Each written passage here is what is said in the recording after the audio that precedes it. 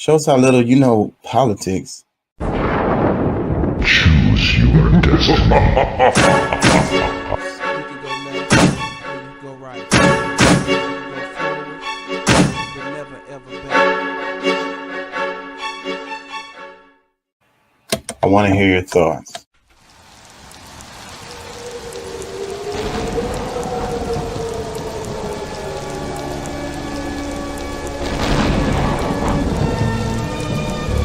Good evening, my little one. I shall make you psychotic. Mommy, what does psychotic mean?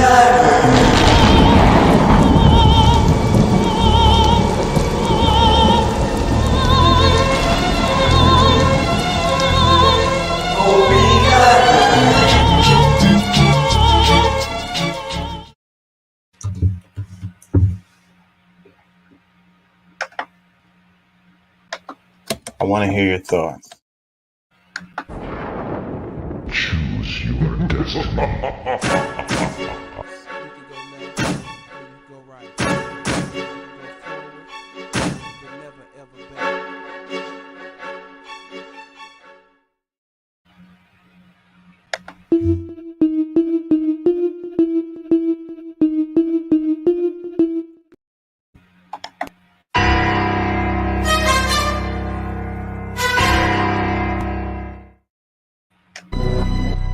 Yeah.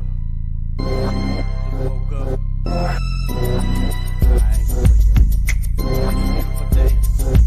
I ain't feeling your side. Yeah, you know what I'm saying? KCE, King Chaka.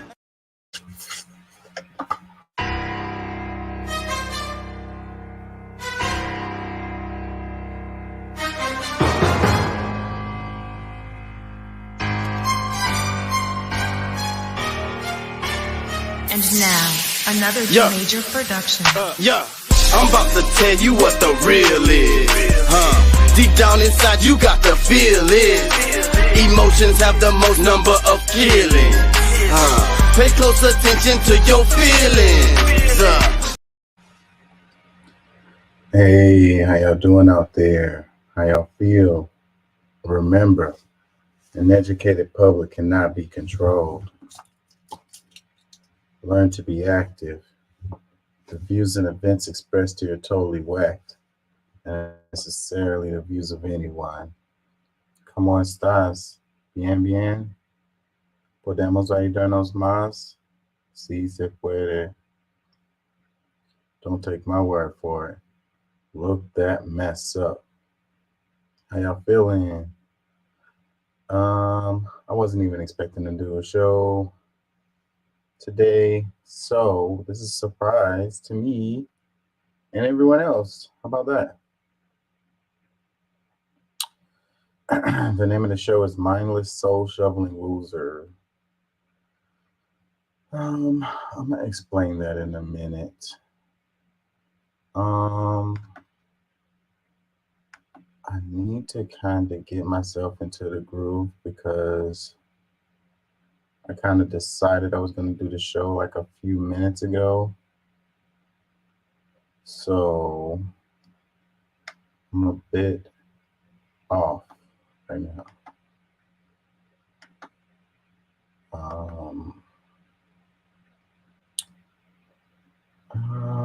What happened? Did we lose some subscribers?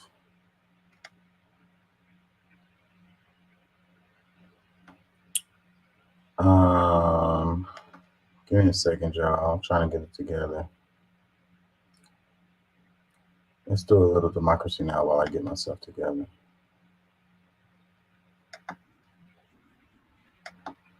Wait, can y'all hear me?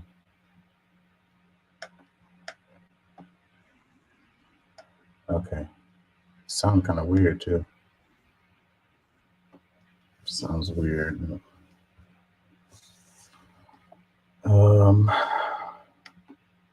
I'm coming. 1 second. I don't know how long I'm gonna be on tonight. At democracynow.org/give. Welcome to Democracy Now!, democracynow.org, the War and Peace Report. I'm Amy Goodman. Dozens of Palestinians have been killed after Israel resumed its bombardment of Gaza, ending a week-long pause to facilitate the exchange of captives. Hamas responded by firing a salvo of rockets towards southern Israel. The UN says the resumption of violence puts thousands of innocent lives at risk. Since the October 7th Hamas attack, the Israeli bombardment has killed over 15,000 Palestinians, including 6,100 children. Israel's expanded its military campaign to target southern areas of Gaza, where Israeli planes have been dropping leaflets warning people to evacuate areas around Khan Yunis, warning the city was now a dangerous battle zone. Israel previously expelled hundreds of thousands of people from the northern Gaza Strip to the south. Just hours before the truce expired, residents of Khan Yunis searched through the rubble of their former homes for any personal items they could salvage. They said evacuate the north and go south. Now they're bombing the south. Like, evacuate around. So where are they supposed to go? Like, it's really crazy. Anyways, anybody that's paying attention to this, it's sad. I was happy to see the ceasefire.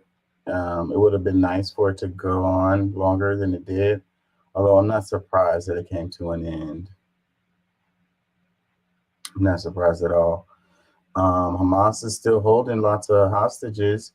You would think that they would be concerned with the welfare of those hostages and try to, make some agreement so that they can get some more hostages. But I guess they reached their quota of hostages.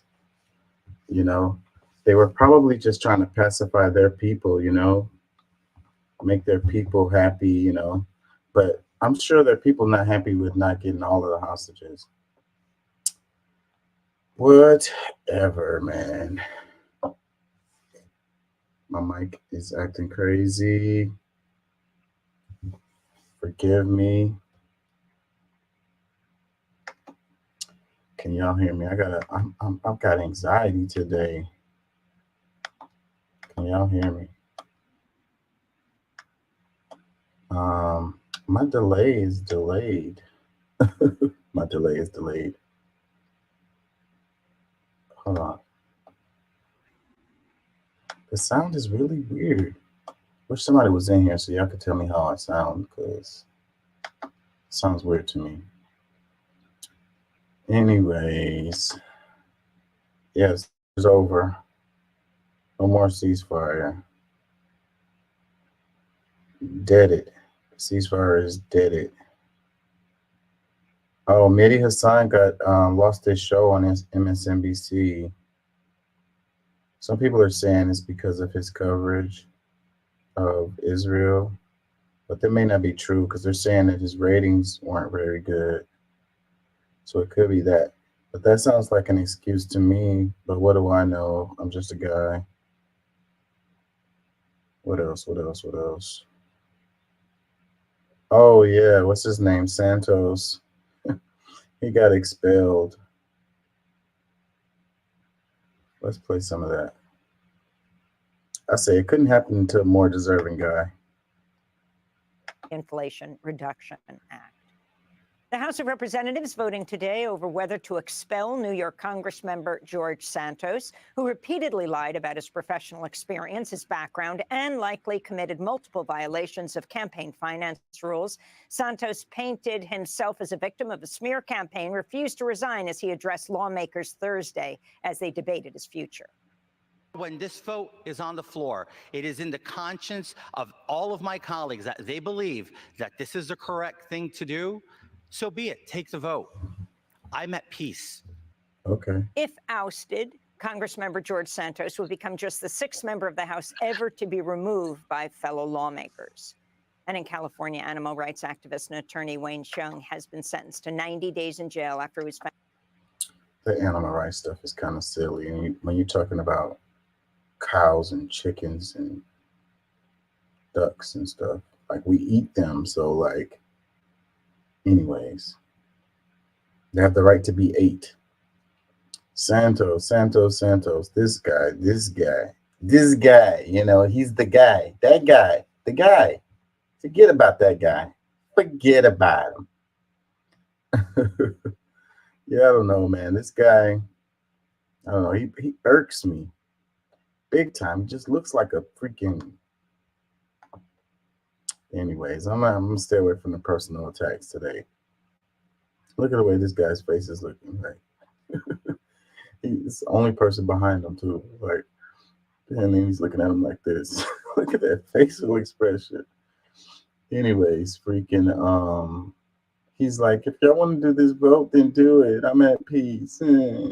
Well, we did it, and you're out of here. So go home. All that lying and stuff, and all that, you know, the way you carry yourself and stuff, like you're not even supposed to be here, bro. So, you know, you treating campaign finances like your freaking personal piggy bank. Like that is not cool, and that is not right, and it's actually against the law. So, you know, after this, I really wouldn't be surprised if some criminal charges came down on this guy. It would only be fair. It would only be right. He definitely did some law breaking stuff. That was one of the comments he said too. I haven't been convicted of anything. Okay, well, let's fix that.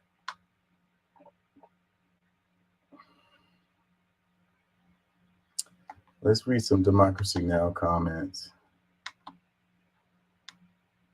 It says, I love the use of captives by Democracy Now! It's excellent. Hostages and prisoners are politically loaded terms, and captives is an umbrella term for both that doesn't depoliticize the issue in a cheap way. Excellent job, whoever made the editorial decision. Democracy Now! Is really careful about how they say things. I think that's how they're able to do what they do too, you know. And so a lot of times read between the lines to even get what they're trying to get at, you know. That's one thing I like about Democracy Now! They treat their viewers like they know stuff. Unlike a lot of major news media. This one, it says, I could never think that colonialism is a thing that could still exist in 2023, considering all the supposed human rights that exist and still not being called out by those who established those rights. Bro, wake up and smell the coffee. They talk about post-colonialism, my ass. We're not in the post stage yet. Maybe we're moving in that direction, but we're not there. It says, losing Mehdi Hassan from the airwaves is a major loss to democracy. Another one, it says, Mehdi Hassan is a talented journalist, an amazing, articulate, and powerful speaker. Cancellation of his show is sad. Let's go ahead and play that clip. A lot of people are talking about that. I agree, it is sad.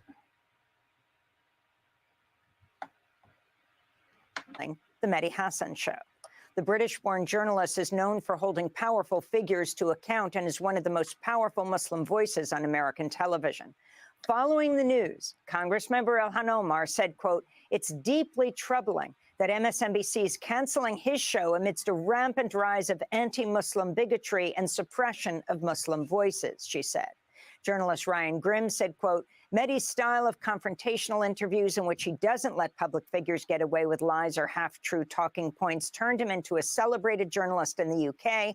His show's cancellation is such a pathetic indictment of the U.S. media, Grimm said. Mehdi Hassan's show has been welcomed as one of the few on mainstream networks to question Israel's narrative over its attacks on Gaza.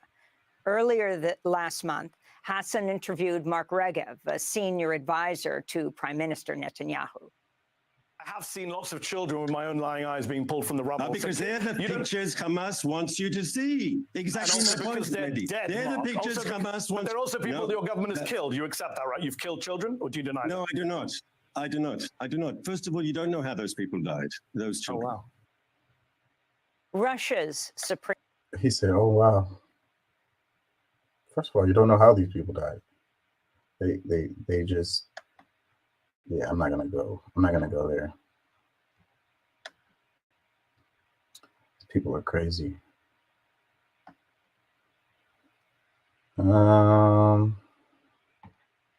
Let's leave out of here. I wonder, do we want to look at some headlines? Let's look at some headlines real quick.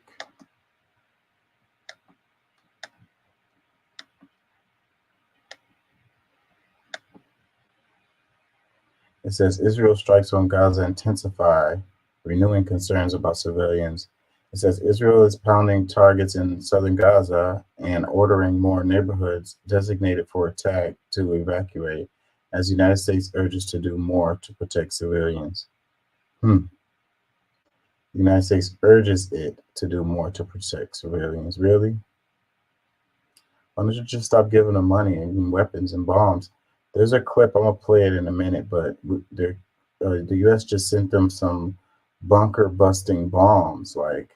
So we're, if the U.S. is concerned with civilians on one hand, and then it says urging it to do more to protect civilians, and then on the other hand, give them bomb busting, bunker busting bombs. I don't think they're really sincere.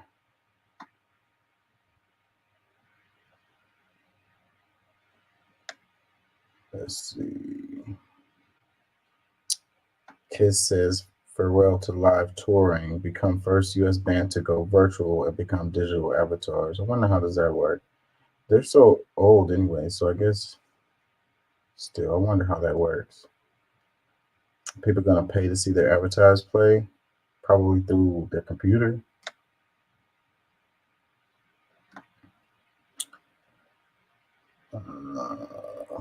Yeah, people were watching this at work. Number 8, Alabama knocks off number 1, Georgia. 27-24 for SEC title. Both teams await postseason fate.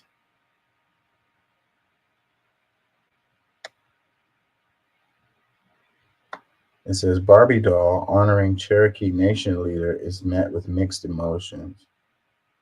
Yeah, I bet people are gonna be. Let's look at this. People find things to be mad about. It's so freaking crazy. Like, crazy to me, the things that people get mad about. Barbie doll honoring Cherokee Nation leader is met with mixed emotions. She doesn't even look Native American. I guess she does, but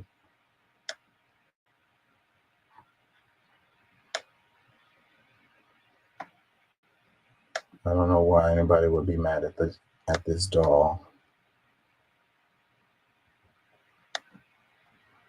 What would be your motivation to be upset about that doll?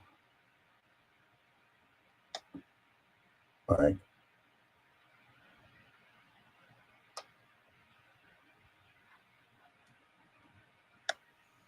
let's read a little bit.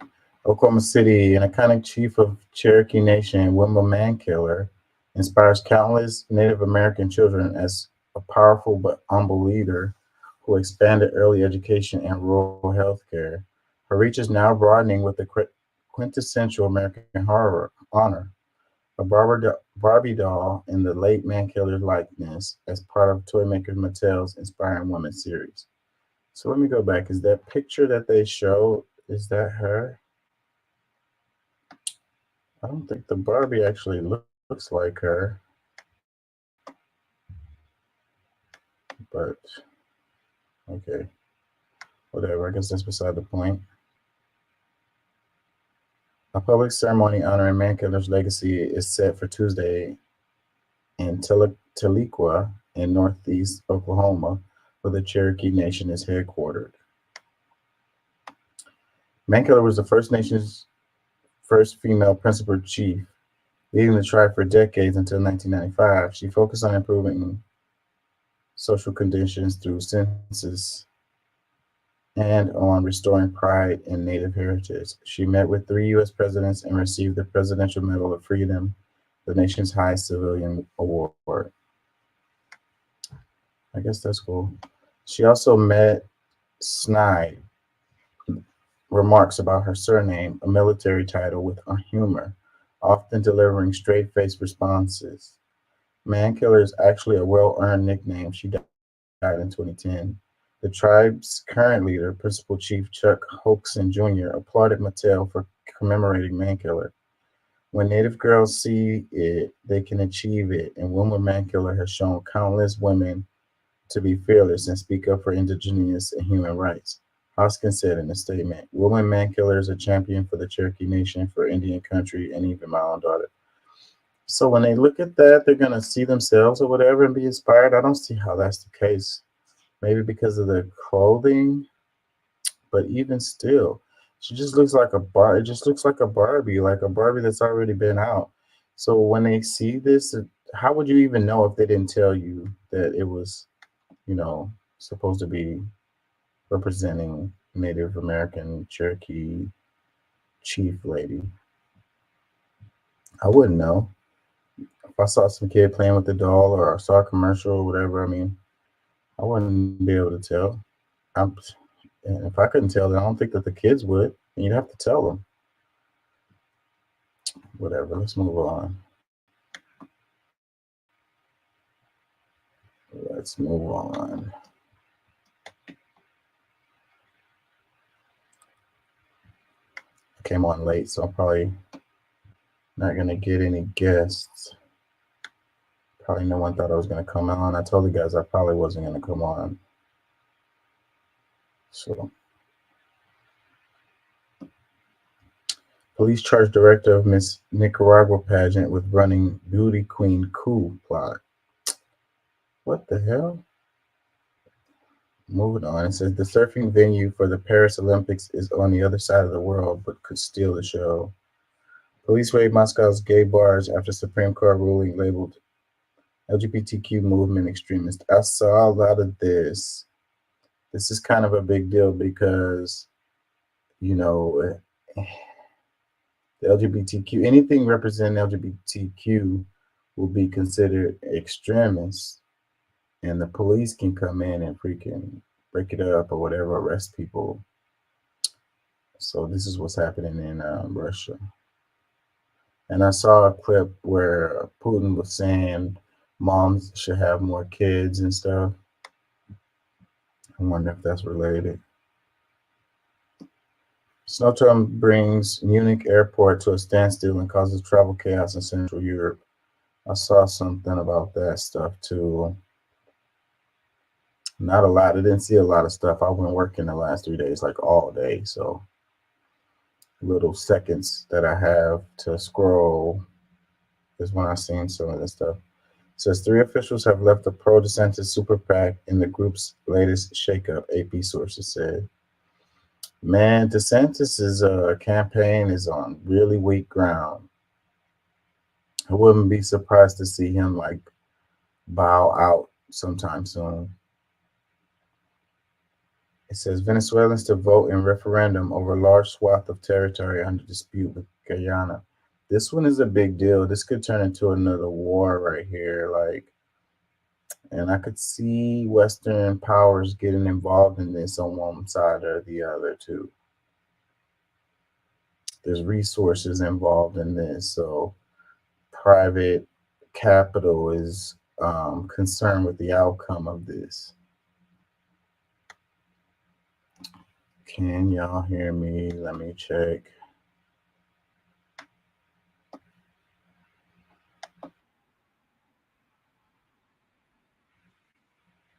Hold on. Sound is weird today.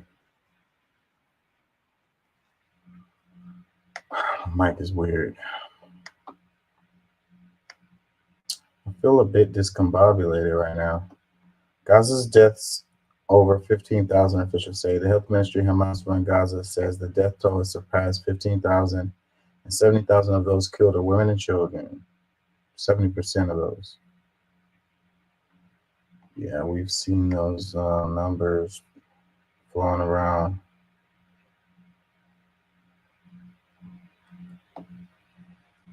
Let's go to Insta. I don't know how long I'm gonna stay.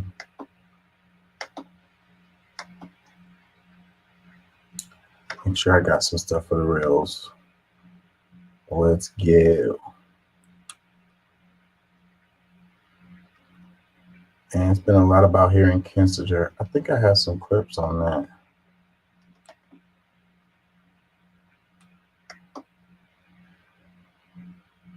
Oh yeah, this is what I was talking about. Let's go to this right quick. Check it out. It says U.S. sends deadly bunker buster bombs to Israel for Gaza war. It says under illegal Israel siege and blockading Gaza repost. Oh, it says life under illegal Israel siege and blockading Gaza.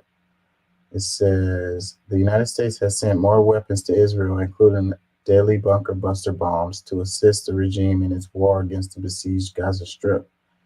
The Wall Street Journal reports. Citing U.S. officials, the American newspaper said Washington has provided Tel Aviv with 100 BLU 109 bombs that are capable of penetrating hardened structures before exploding.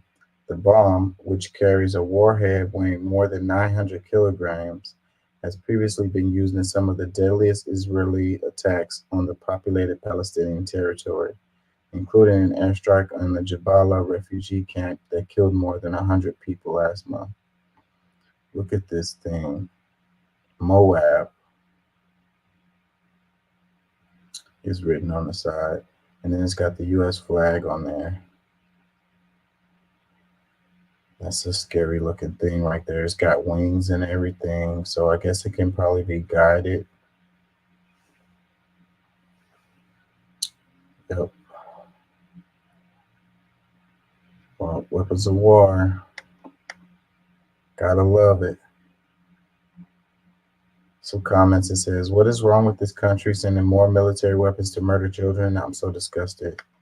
It says, may it explode back into its own master. I mean, it says, Ya Allah, may it explode in Israel instead of Gaza. I mean. Comments. Hold on. It says nothing but terrorism. It says, what the hell is wrong with the genocide, Joe? Blood all over your hands, Biden. May it cost you your re-election. It says, I cannot imagine what any Palestinian who is in Gaza feels in their body when they see this image. This makes me sick just to think it would be coming from me and my child, and it's legally approved. My government, who's supposed to protect, sending this is sadistic, bloodthirsty, and unholy monster behavior. The world is sick. Yeah, it sucks. Really, really sucks. This one, did they kick me out for those comments? No. Okay. It says, welcome to the year 5 of COVID. 4 years since the first case, 3 years since the first vax, 2 years since Paxlovid, nothing since then. You went back to work. That was the whole point. The only conspiracy, people resuming producing and consuming. Governments instantly stopped caring. It says, did we get better rapid tests? No. Improved indoor air quality? Laugh my ass off, no. Guaranteed sick leave in the U.S.? Ha ha, show up or lose everything. Accelerated development of second generation intranasal vaccines? We waited until 2023 to think about funding that. No rush. I wasn't exaggerating when I said governments focus squarely on doing the bare minimum to make the economy go. It says, well, the American Rescue Plan got the economy off its back and moving again, back on its feet, getting over 20 to 200 million Americans fully vaccinated, got people out of their homes and back to work, even in the face of wave after wave of COVID. So I guess this was a White House governor. Was it a tweet? I don't know. I don't recognize this. WH.gov. It says, comments, it says, I remember being so foolishly optimistic in 2020 that this event would force our society to reevaluate its healthcare system. The years gone by have only made me more of a cynic. We truly are disposable human capital. That's what I was thinking too when it happened. I was like, okay, so this is going to force them to look at our healthcare system and make some changes because so many people died, and a lot of the deaths was as a result of our terrible system. You know, uh, we weren't able to deal with it properly, and mainly because of our horrible system. But you know, it has come and it's gone, and people aren't even talking about it. They're not even talking about fixing the system that we have that allowed all these people to die. So something happens again, we're gonna it's gonna be the same results. We haven't changed anything. Comments, it says, and I lost both my parents to it. Another one, it says, and people are still getting COVID. People are living with long COVID, and people are suffering with new health problems as a result of COVID. But as long as corporations meet their profit goals, who cares, right? It says, do people expect to close down for 4 years? Asking seriously. Another one, funny how unmasked leftist friends will like all your other posts and not the ones talking about COVID. Another one, never stop talking about this. These are unforgivable crimes against the people, especially marginalized, disabled, vulnerable people. Another one, LMAO, COVID is still active. We have a wave right now, but it's more like a seasonal flu. It will not go away. And yes, we got rapid testing and better preparation for future pandemics. Not the US, maybe, but the civilized world at least. Everybody but us. It says, I'm going to say Joe Biden is worse than Trump. At least people resisted under Trump. Another one, I wish we had Paxlovid too, but no, tough it out. I've had it twice, though I've masked since the start because of really nonchalant people. Almost lost my life the second time. Forever disabled by it. I hate this pandemic so much. It's hard to stay hopeful. It says, I lost several friends to anti-maskers taking up all the ER resources. Yeah, keep on blaming the other people. Keep on blaming your neighbors. They're the reason why. Not the system that we have, not our healthcare system. It was your neighbors that it was their fault that these people died. It says, even in the face of wave after wave of COVID, not the bragging point that they actually think it is. 20 to 200 million is insane range. That's true. That is true. Like, that's almost like, what's the point of even saying it? Like, 20 to 200 million. So what? Just whatever number you want to throw out there, hey, yeah, it could be 50, it could be 150 million, Yeah. Eh, somewhere in there. Another comment says, I wear a mask whenever I'm inside a building. Capitalism F sucks. It says, we got those numbers down to a 9/11 every 3 weeks. Let me move on because this is pretty sad and depressing.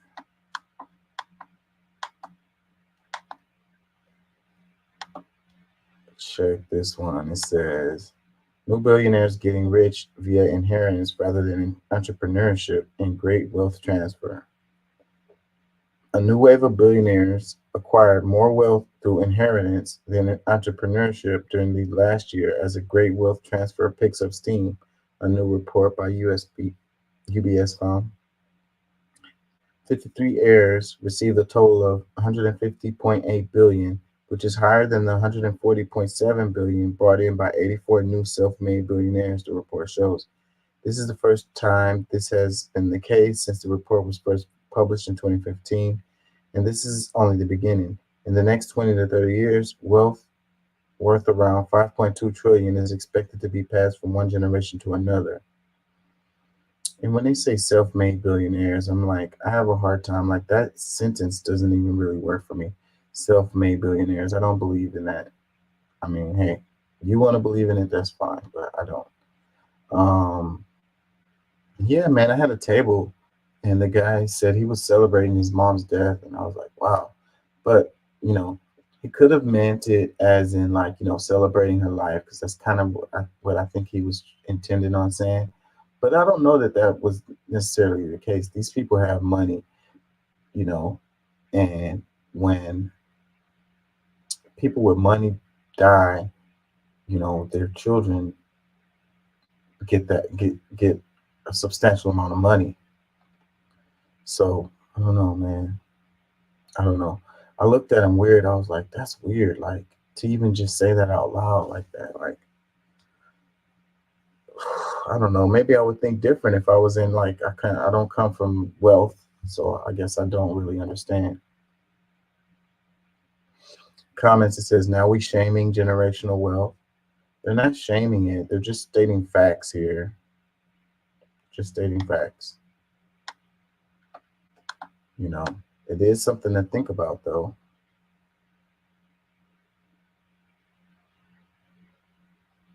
It says also billionaires don't pay taxes. Imagine how you'd be able to save if you were being extorted every year. And the thing I think about when they talk about the money being transferred is like these people who have been dodging taxes their whole life. One of the ways they get them is once the money gets passed on to the next generation, then they have to pay taxes on that money a lot of times. But a lot of people, they're pushing to even get rid of that. So then it'll be, and it's looking like it's going in that direction, because if that lands in the Supreme Court, I think that it'll end up being that they'll get rid of it.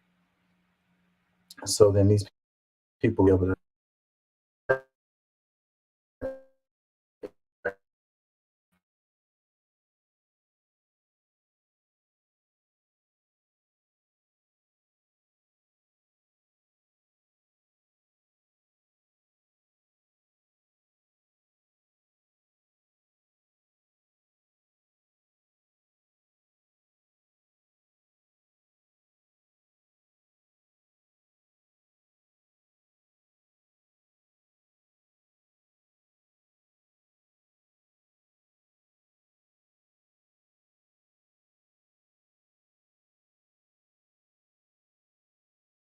enforce shutdowns of smaller businesses that funnel the entire population toward the corporate entities that were allowed to remain open during the pandemic. Boom, boom, boom, boom, boom, boom. That was a Mike Tyson combination punch. He says wealth transfer has to happen someday. After all, it's money being held up by the first generation. He says when Kramer comes on, CNBC goes off. When Kramer comes on, CNBC goes off. It says BS, they got rich by assuming credit at 29.99% and 8% mortgages to us. So what American dream are they referring to? Because many Americans are in debt. Yeah, people don't want to talk about this stuff. I don't understand why people always defend corporations and they defend rich people. Like, if you are rich and you are a corporation, then I understand. But if you're not, then what the hell are you doing? Like, those people don't care about you. They're not looking out for you. Yeah, and you'll never be them, ever. So this one, it says the price of Tyson chicken went up 20% in 2021, which helped the company double its profits. But over the past 3 years, Tyson has had to pay 220 million over price fixing allegations. When I say price gouging is driving inflation, this is what I mean. And we've been talking about this a lot here on the show, and it's surprising to me because I don't see this kind of stuff in the news. It says over the past 3 years, Tyson has had to pay 220 million over price fixing allegations. I haven't seen that. I haven't seen that in the news, and I follow the news. So these kind of stories, I guess, they get pushed all the way down. They don't get covered by people.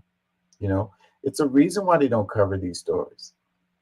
So when I sit here and say that these companies are price gouging, and that's really what's driving inflation, and people are like, they make excuses or whatever. It's like, nah, that's not the case. Well, if they had to pay 220 million over price fixing allegations, they obviously did something. They obviously did some wrong, and the whole thing with the eggs and all the prices, this stuff hurt us. Like, the internet was all making jokes about it. Oh, I'm balling because I got a dozen of eggs or whatever. They made fun of it and they made it funny or whatever. But that stuff is not funny. People going hungry is what was the result of those prices of those eggs. And they freaking did that shit, um, you know, on their own. Like that, it wasn't true what they were saying, and they cashed in. They cashed in so much money, and there's still a lot of these companies still are cashing in as a result of the pandemic and saying that they had supply chain issues or whatever the hell. They've been doing this kind of thing for a long time. I don't know where the charger is for it. If Anaya's up, ask her if she has a Samsung charger. Look around and see if you can find it. It says, reminder, corporations can get away with price gouging because they face little competition. If markets were competitive, companies would keep their prices down to prevent competitors from stealing customers. But in a market with so few competitors, consumers have no real choice. And oh my God. And this is what I'm saying. So really the market is weaker, and they're like free market. Free market, my effing ass, man. It's not a free market, especially when you have only a few companies who are doing it. In every sector, there's only a couple of companies that are dominating it. There's no real competition. They get to do whatever the hell they want when there's no real competition. Not only that, it's weaker. Our market is weaker when there's no real competition. I can't seem to get I don't see why people don't seem to be able to understand that.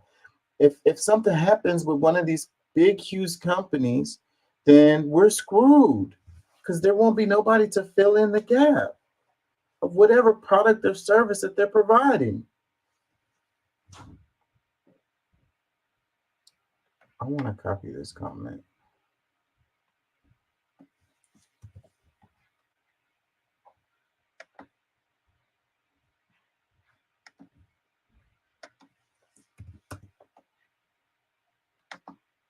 Couple more comments that says, this is where government needs to intervene. I'm really tired of waiting for them to break up monopolies, provide more competition, also take the big money out of elections. I'm telling you, and the right and the left will totally agree on this. I think most of them, United States, most Americans would agree on this, I think. But we're not talking about it, and it's not happening. And they're not going to happen because they're in the pockets of these corporations, you know, and the laws are on the books, and they've done it in the past. They've done it before. They haven't done it recently, but it has been done. Freaking Meta should be broken up. Google should be broken up. Amazon should be broken up. We can keep going down the line. It says it's not just raising the prices of goods, but also sneakily reducing the size quantity of the product. I just bought coffee packaging, looks the same. However, not only was cost more for when I purchased it last, it now was 8 ounce less product for more. It's greed. If you can pay CEOs massive bonuses and wage increases, stock buybacks, record profits, EA quarter equals corporate greed. Real simple. And I don't know why when you try to argue this, people are like, whatever. They make excuses over and over and over again, you know. And so, yeah, this is one of the ways that they're sneakily doing this stuff is giving you less product, at the same price or sometimes even a greater price. And they're doing this all across the board now. Ever since COVID, they were doing it before COVID, but COVID, like, allow them to speed up that shit. So it's real simple. If they're saying they had supply chain issues or a bunch of chickens died or whatever their excuse was, okay, that's fine. We'll go with it. But if your next quarter you have like outrageous profits that you're reporting, something in the thing is not adding up. The math is not mathing. Something isn't adding up. Something is not right. Because how could you be having record profits if you just struggled? If you went through a struggle, your profits should reflect that. Another comment, it says, any comments on the Democratic Party funding a genocide? Another one, it's crazy that the country doesn't see it. They think it's all about the president. The president doesn't control these corporations at all. Like what they do, how much packaging is there, what is the amount of weight and cost of the stuff that they're selling. Like the president has nothing, no power over that. So we have to realize who the real enemy is. But that's the reason why they keep having you fight and pointing fingers. Oh, it's Donald Trump. Oh, it's Biden. Oh, it's Kamala Harris or some other senator or whatever. Like, no, it's the corporations. That's who needs to be checked. And all our energy needs to be pushed in that direction. Another comment is because people are like, well, the politicians are the ones who make the laws or whatever. Yeah, but the corporations are the ones who's in the politicians' pockets, filling their pockets. No matter what, you have to change the system. You're like, oh, we need fresh new blood and we need term limits or whatever. None of that's gonna matter. You get new people in there, the corporations put money in their pockets, and then they do what they want them to do. And the cycle continues, the cycle goes on. You're just getting pacified by your vote, thinking that you're doing something, and nothing ever changes. The winners keep winning. The powers that be keep winning. Oh no. This topic kind of takes my energy away. 1 o'clock in the morning. I hope Doc jumps in here. Of the world's chocolate comes from West Africa, but that chocolate is often harvested by children as young as 5 years old. What you're about to watch now is our investigation. We traveled to Ghana to look at the children who are making your chocolate. Laboring in the blistering heat, here as young as 6, slicing the grass with lethal ease, their machetes nearly as long as the smallest among them. These Ghanaian children are harvesting the cocoa that ends up in America's best-loved chocolates.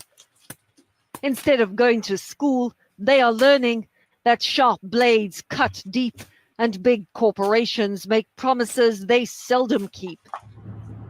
We traveled across Ghana's remote cocoa belt, visiting small subsistence farms that supply US chocolate giant Mars, and found children working on every one of them. Mars did over $45 billion in annual sales last year, in large part from selling chocolates like M&Ms and Snickers. Its owners are the third wealthiest family in the US. The company vowed to have systems in place to eradicate child labor from its supply chain by 2025.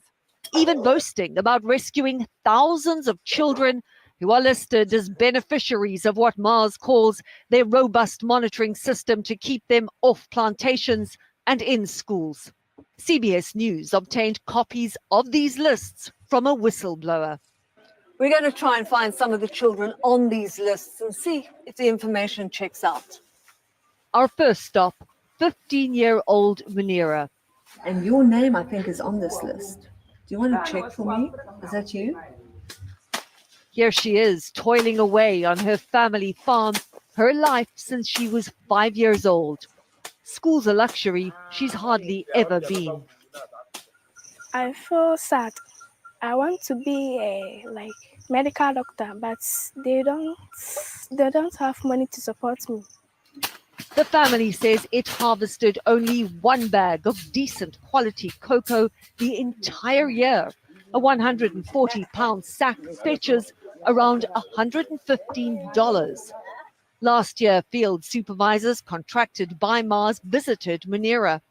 And this is all they gave you? Handing out a backpack and school books with the slogan, "I am a child, I play, I go to school."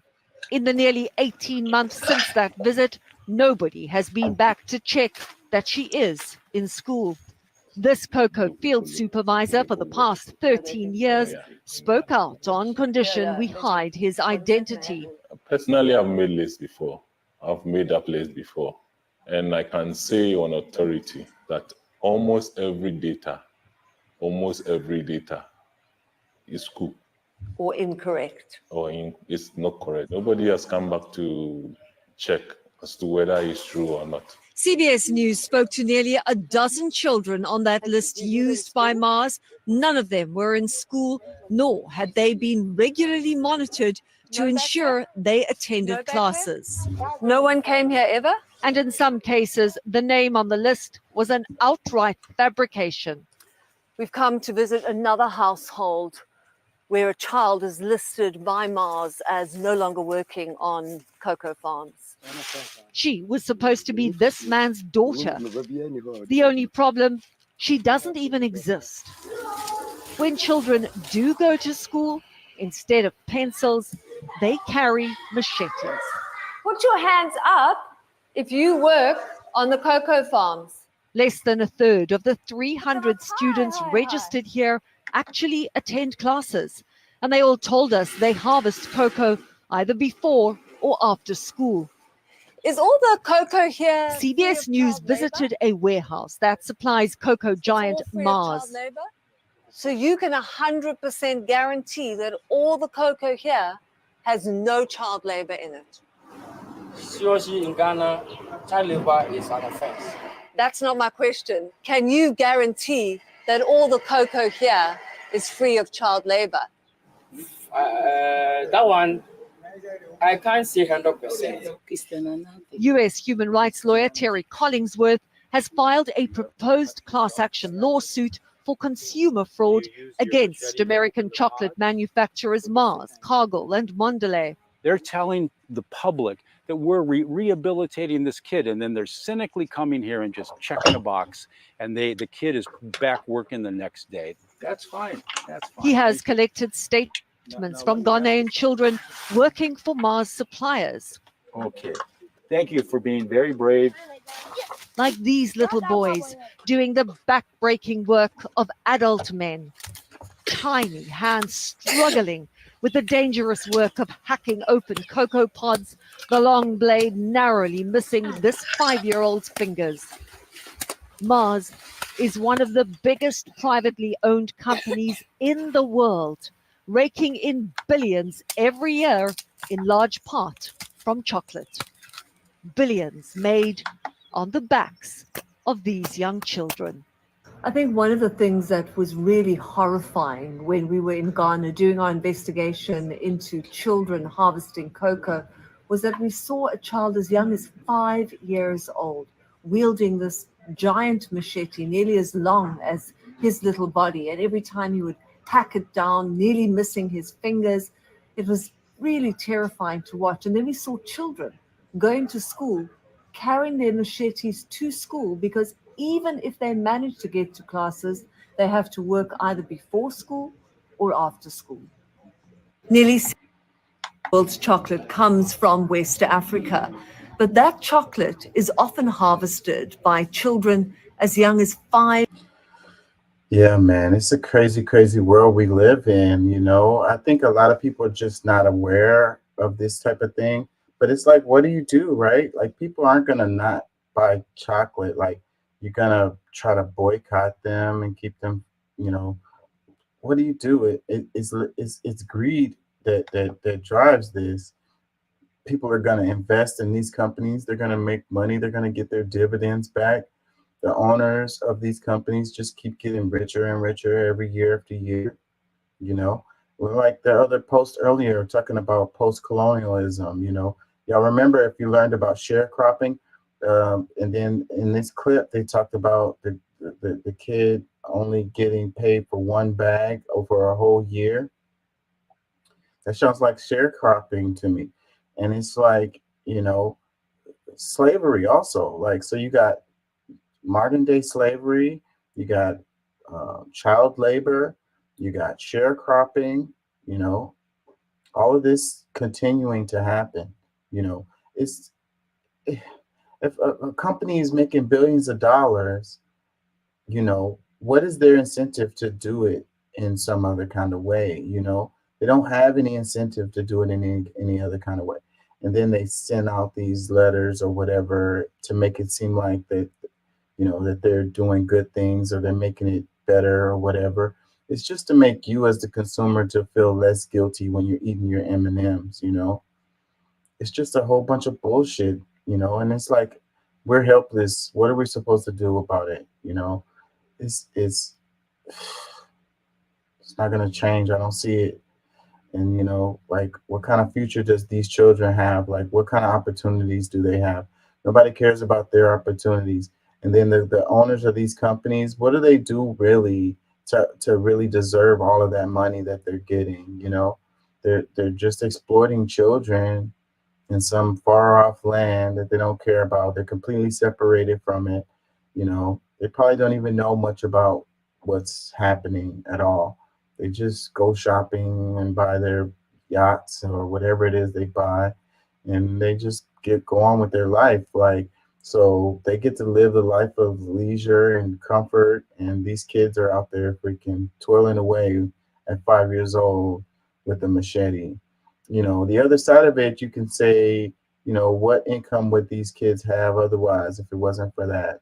But then you could also say that these people, they could own their own like means of production and sell this stuff themselves. But that's not how it works. It's all about private capital. They come in and they extract the resources, and they don't leave anything for the people that are there. And there ain't no coincidence about the kind of people that it ends up being exploited in this way. You know, they're like, oh, they can't get their stuff together anyways, and we're actually helping them because they get to make $150 a year at 5 years old. Really, really sad. It says an investigation by CBS News found that the use of child labor for cocoa harvesting in parts of Ghana, with some children as young as 5 working on farms that supply candy giant Mars, the maker of products like M&Ms and Snickers. In a statement, Mars condemned the use of child labor, but said more needs to be done.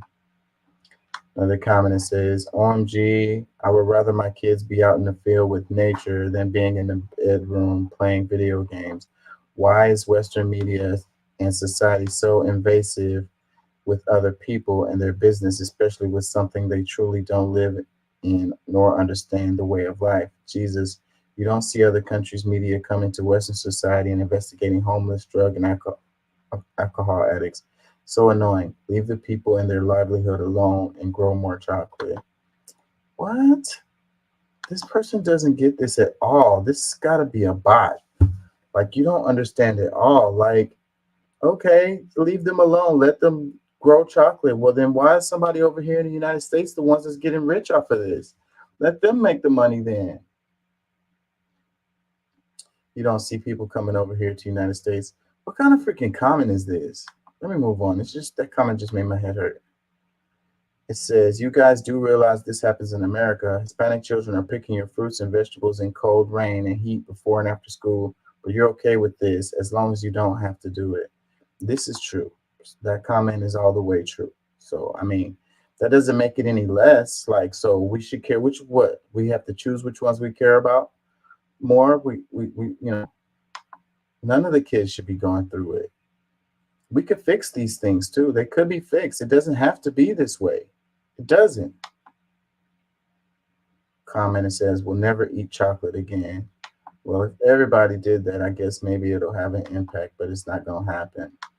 Another comment says, this is disgusting. A boycott of their products is in order.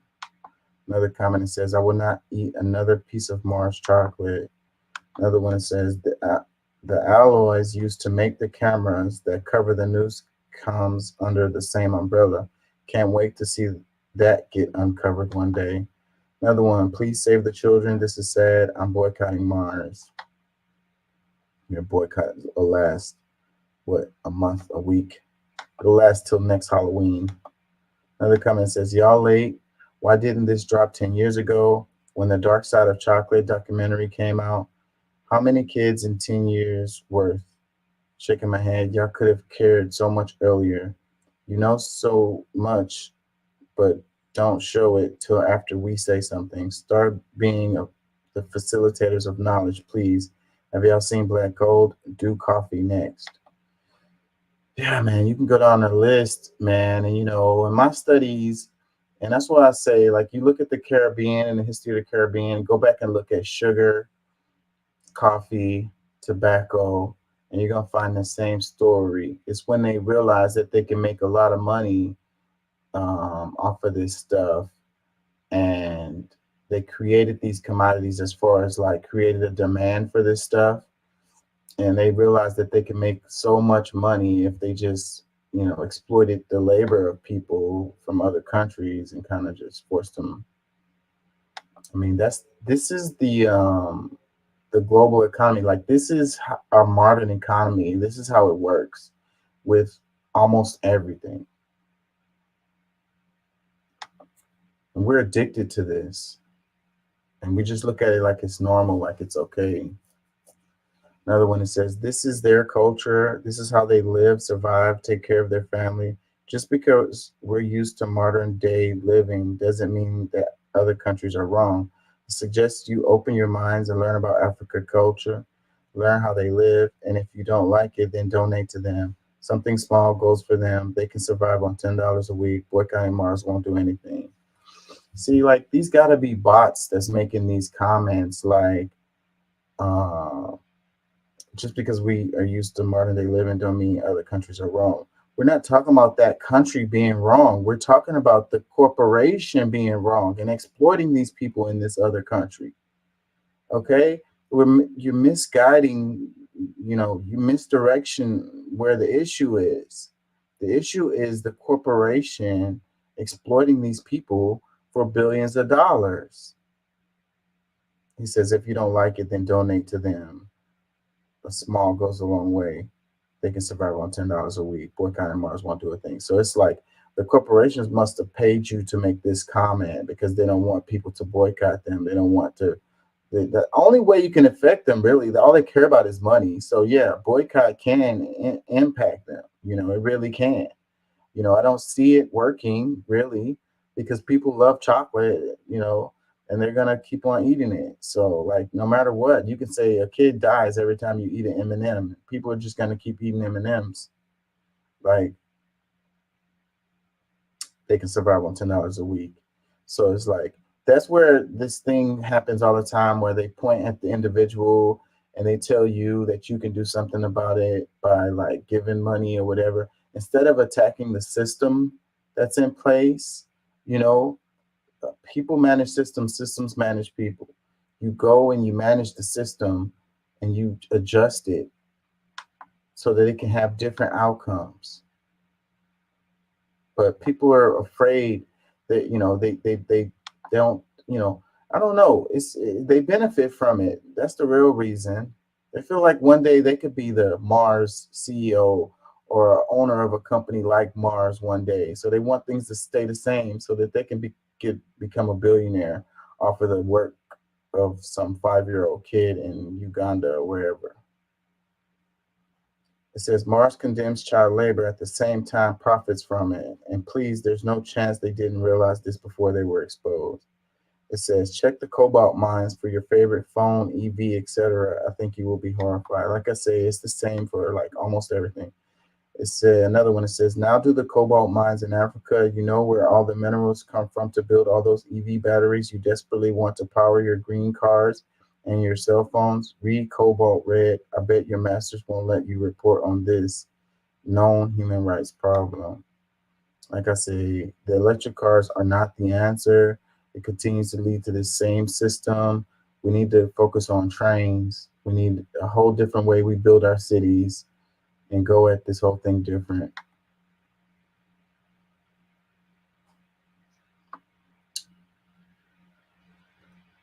Anyways, let's move on. A media-opoly. The whole media is controlled by a few corporations thanks to deregulation by the FCC. You mean Disney, Fox, Westinghouse, and good old GE? They own networks from CBS to CNBC. They can use them to say whatever they please and put down the opinions of anyone who disagrees. Or stuff about PCBs. What are PCBs? They come from electric power plants built by Westinghouse and GE. They can give you lots of cancer that can hurt your body. But on network TV, you rarely hear anything bad about the nuclear industry. Like when Westinghouse was sued for fraud. Which time? GE made defective bolts, it was an unreported crime. Or when it was boycotted for operating nuclear bomb plants just to squeeze a dime. That's a footnote, by the way. A footnote protects you from folks who doubt what you say. Now maybe the voices in my head will go away. But the big shots don't care. They're all sitting pretty thanks to corporate welfare. What's that now? They get billions in subsidies from the government. It's supposed to create jobs, but that's not how it's spent. They use tax and soft money to support congressmen who will vote for weapons programs again and again and let them dump toxic waste where the young ones play. ING made the bullets that shot JFK. You contribute to this chain every time you buy a product sponsored on this show. That's what NBC doesn't want you to know. Now the next time. Please stand by, please stand by. This is technical difficulty, supposedly. So if you see a please stand by, you know it's all part of these big lies. Why they take Norm McDonald's away? Because they made too many jokes about OJ. But Lord Michael's overruled. Now don't be fooled. He and Barry went to the same high school. So yeah, it says aired only once in 1998 on the live SNL show for which it was written and effectively banned and never aired again. I wonder why. Mediaopoly.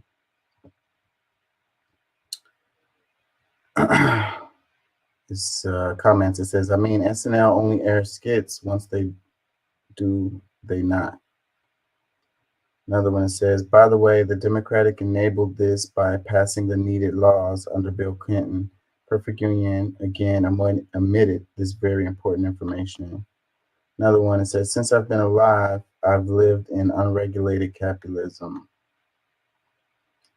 It says, it's so depressing that the military-industrial complex Eisenhower warned us about has come to this point.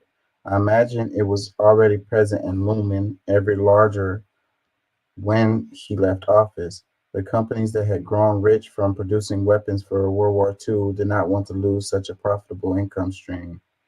It says, it all started during Reagan's presidency, the worst again. Congress had a struggle with codifying a law that stops media outlets from monopolizing. And since then, Congress has repealed various laws that supported the anti-monopoly gains.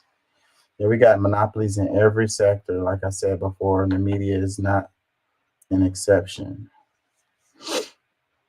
It's one of the biggest issues with everything, because if you had a media that wasn't so centralized, then you could get information out to people and they could be aware of things and they could make more informed decisions. You know, it would be harder for the other corporations to control what we see and hear if it was, you know, spread out. But now they just pay 1 or 2 or 3 different, you know, media outlets, and, you know, the advertising funds is a huge part of this, you know, because that's how these media conglomerates make their money. So they're not going to make shows or do op-eds or anything that's going to make the company that pays their bills look bad. The company that they're showing their ads every other, you know, 5 seconds, and they're making all of this money, like huge amounts of money. Then, like, if they played something that made that company look bad, then that company will pull their ads, and then boom, automatically overnight they'll go from making money to not making money. So they don't have an incentive to tell us what's really going on. It says the irony of it being banned. Another one that says 25 years and now the damn thing has changed. It's only gotten worse. Another one, swear this is only why Captain Planet cartoon is so difficult to find. Stuff that they teach to kids in this show is radical. Another one, SNL used to be rebellious. Now they shill for the neo-libs. Super sad. It says, the line at the end about kicking Norm off the air was golden. It says, probably because GE owns the Shinhart Wig Company, which owns NBC. Another one, haven't seen this since that night. Thank you for posting it. Another one, it says, I used to teach media literacy like this. Another one, it says, since I've been alive, I've lived in unregulated capitalism. Western media needs to crash before 2024. Yeah, we could break down this whole thing right here. Maybe I will later. Since I did this stream, I could do like a little clips of this and then we can break it down or something. I don't want to take the time to do it now. I can't stop it where I want to. I don't have that option.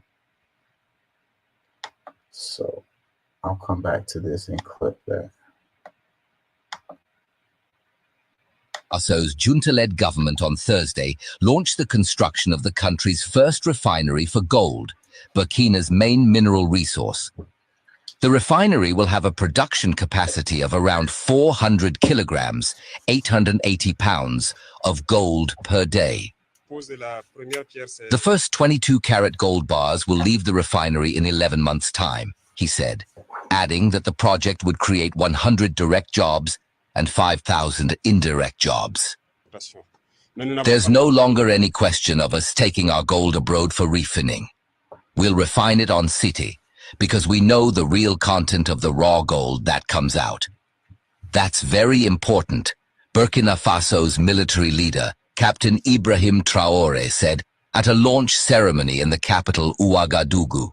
For some time now, gold has been Burkina's leading export product, he added, but we have no control over gold. Today, we have decided to put a whole network in place. Laying the first stone is first and foremost a question of sovereignty. In the environment of gold production in Burkina, for a long time it was said that we were not a gold-producing country, but for some time gold has become the leading export product. But we do not have control over gold, whether it is research, production, as you have seen the refinery. We asked ourselves lots of questions, and today we decided to put a whole chain together. You follow with fishing, that we want to exploit the gold ourselves, and today we are laying the first stone of the refinery. It will no longer be a question of us taking our gold outside to be refined. We refine it on site. We know what the real content of the raw gold that comes out is. That is very important. And also it is necessary that through SONASP, we are in the process of inviting local gold miners to bring the gold back inside, because SONASP is the structure which will buy back the gold, and that we can refine here. A lot of gold leaves Burkina fraudulently, and which also contributes to fueling terrorism. So we invite gold miners, whether collectors or others, to bring the gold back to the central portion, and at the same time also invite SONASP to increase the number of counters to be able to collect the gold. And in addition to this refinery, I hope that in the coming days we have another bigger project that is underway, and that is waste treatment. A factory which was designed by Burkinabe engineers, which is currently in the test phase, and we hope that in the... Let me make sure y'all can hear me. Let me make sure y'all can hear me.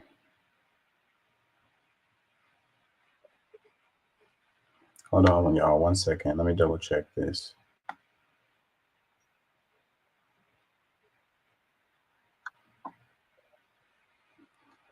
Okay, let's go.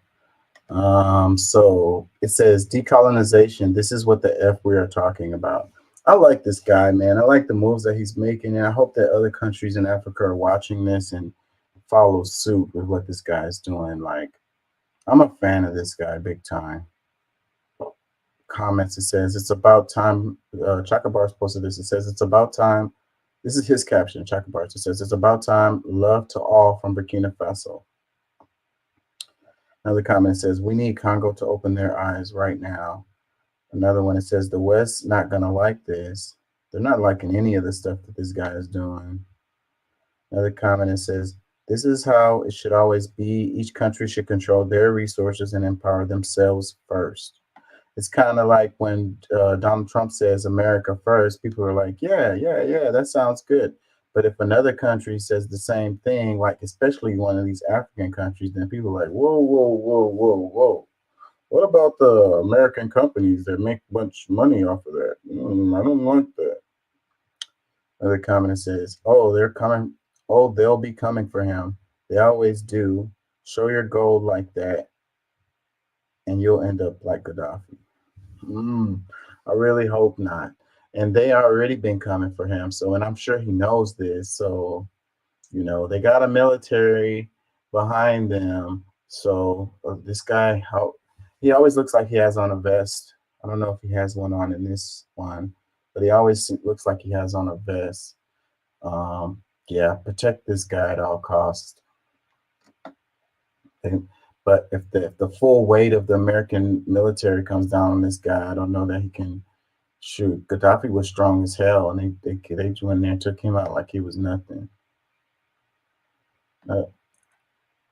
So I guess it depends on how big he gets and how far he goes. Another comment says, gold should never be an export product, but a backing to our currency. Another comment says, France brutally murdered Thomas Sankara, but many Sankaras were born. Yeah, but, they set that example and they scared the hell out of people, and they could totally come in and do the same to this guy. You got, what's the other guy that comes to mind? What is his name? Thomas Sankara. Then you got, what is his name? Why can't I think of it? Oh, it's gonna come to me. Damn it! It's right on the tip of my tongue. What is his name? Let's read some more. It says the king needs to be kept safe, protected big time. Yes. It says Burkina Faso #1 resource is gold, and Ibrahimi Traoré is the reason they have the first gold refinery in Burkina Faso. France is a thief, and I'm glad their robbing is being shut down. What's the guy's name I'm thinking of? Oh, cannot think of his name. They assassinated him too. Basically was doing the same thing. They went in there, took him out. They made it look like it was his own people who did it, which it was his own people, but they were being guided by external forces. Another one, let's read this. It says, Africa needs unity within the continent. It's so easy for rogue states like France and Belgium, USA, and others to take advantage of single countries. If it were united like the EU or America, then one massive military Africa would be able to control most of the natural resources that the world is in need of. Imagine a united Africa with military as large as China, with infinite amounts of resources and manpower. Can you say Wakanda forever? Yeah, that's why they have them chopped up. They knew what they were doing when they did the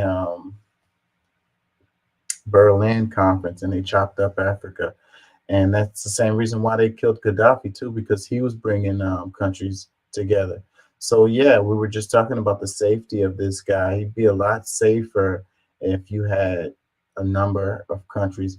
You do have a couple of countries that's working with Burkina Faso, because Niger is in there. There's another one, I can't think of it right now. But yeah, if you had a large number of African countries working together and had a military, like it was like a United States, it would be like a United Africa States or whatever. It would be much more difficult for them to come in and just pick out the leaders and all of that. So yeah, that is all the way the answer right there for them. United States of Africa.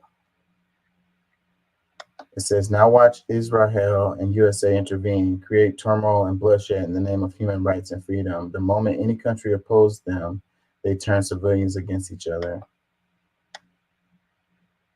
Another one says, they effed for letting the world know, especially America. Now they'll need freedom or they'll accuse them of having nuclear weapons. Another one says, Nigeria should learn from you guys. Nigeria is so heavily corrupted. They just want that Western money more than anything. And Nigeria is kind of like, to me, Nigeria is looking a lot like the old South Africa. Another comment that says, Congo is next, please. Lord Most High, let it happen. Miracle leaders await, please. Another one, well, see, the Congo is like a different situation. And then like the resources in the Congo are so valuable, like over the top valuable. And they've been keeping turmoil up in Congo for a long time. You know, they fund these different rebel groups and have them fighting against each other. You know, and that's what keeps things going the way that they're going. As long as you have these rebel groups at war, then you know, if you could get those rebel groups to fight together against the actual enemies, but they're funded by the enemies, so.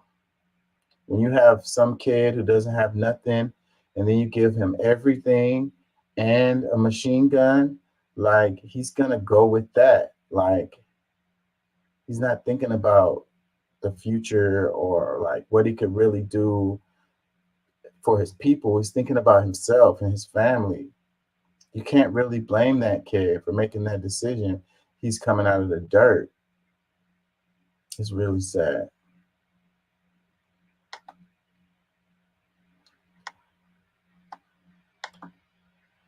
Says Ted Cruz bill would bar federal funds to enforce preferred pronouns. Critics call out his preferred name. This is funny. Ted Cruz will bar federal funds to enforce preferred pronouns. Critics call out his preferred name. It's like, so he doesn't want people to use preferred pronouns or whatever you feel about that, whatever. But then Ted Cruz is like, hey, what is your real name, bro? Like, why do you go by Ted? Is there a reason why you don't go by your real name? Let's read this. Here's the Chronicle. It says Senator Ted Cruz has introduced a bill that will bar the government spending money on workplace efforts to enforce the use of preferred names and pronouns in referring to trans people. The irony, critics point out, the senator, whose legal name is Rafael Edward Cruz, uses a preferred name himself, Ted. Why you don't want people to call you Rafael, bro? Why you don't want people to call Raphael is your government name, bro? You know, if them people can't use their pronouns, why can you use some different name? Raphael. Everybody knows you as Ted, Raphael. What's up with that? It says the Safeguarding Honest Speech Act, introduced on November 15th, will prohibit the use of funds to implement, administer, or enforce measures requiring certain employees to refer to an individual by the preferred pronouns of such individual or a name that other than the legal name of such individual and for other purposes. The bill is not likely to go anywhere with the Democratic-controlled Senate, according to Advocate on LGBT News Source.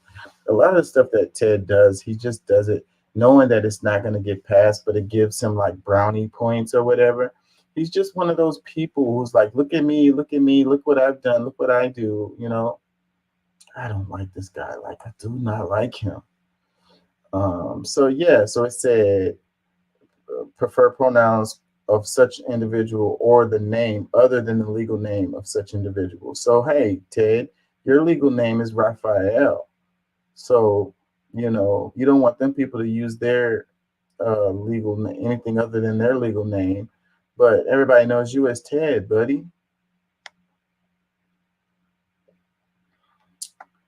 Let's read some comments. It says the Latino committee offers to trade Ted Cruz for a bag of Takis. This is the Latino committee. That's a ode to Dave Chappelle's show, a skit from Dave Chappelle's show. So Anyways, it says like Ted or hate him, the bill makes sense. Okay, that's fine. I'm not really talking about the subject matter of the bill and it's how much it makes sense or whatever. I'm just saying that it's just like what they're saying here. It's just hypocritical of this guy. Out of anybody who could have introduced the bill, somebody else who's going by their actual real name should have introduced the bill, not this guy his name is Raphael, but he likes to be called Ted. He don't want nobody else to be called by a name that's other than their legal name. Nobody even know. Most people don't even know this guy's real name. And it's like, wonder why you don't want to be called Raphael, bro. Like, you're all hardcore on immigration and like, but Raphael, you probably just got off the boat. It says Raphael Edward Cruz, who uses the preferred name Ted, introduces a bill into Congress to limit the use of preferred names and pronouns. These jokes just write themselves. It says, yes, the party of less government involvement working hard to solve this country's biggest issues.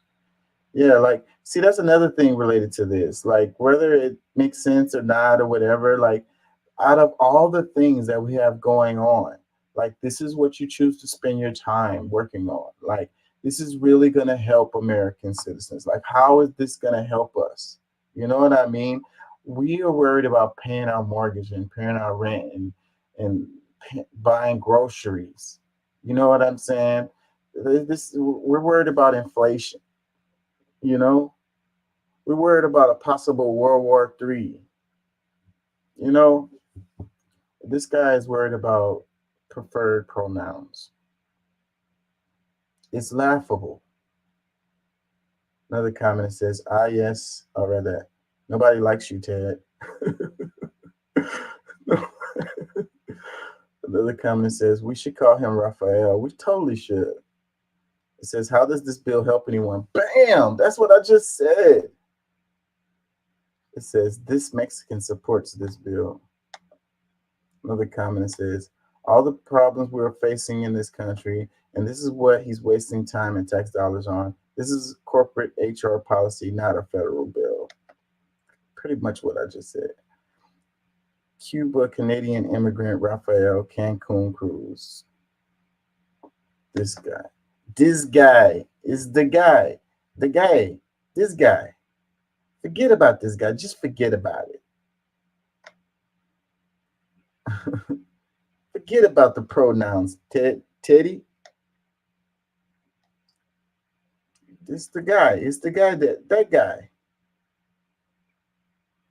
I don't know why the screen does this. It's annoying as hell. Try to scroll and it just flips. Of the top 10 murder rates in the United States of America are red states. He has a 66% higher gun death rate than the state of California. He has a higher murder rate.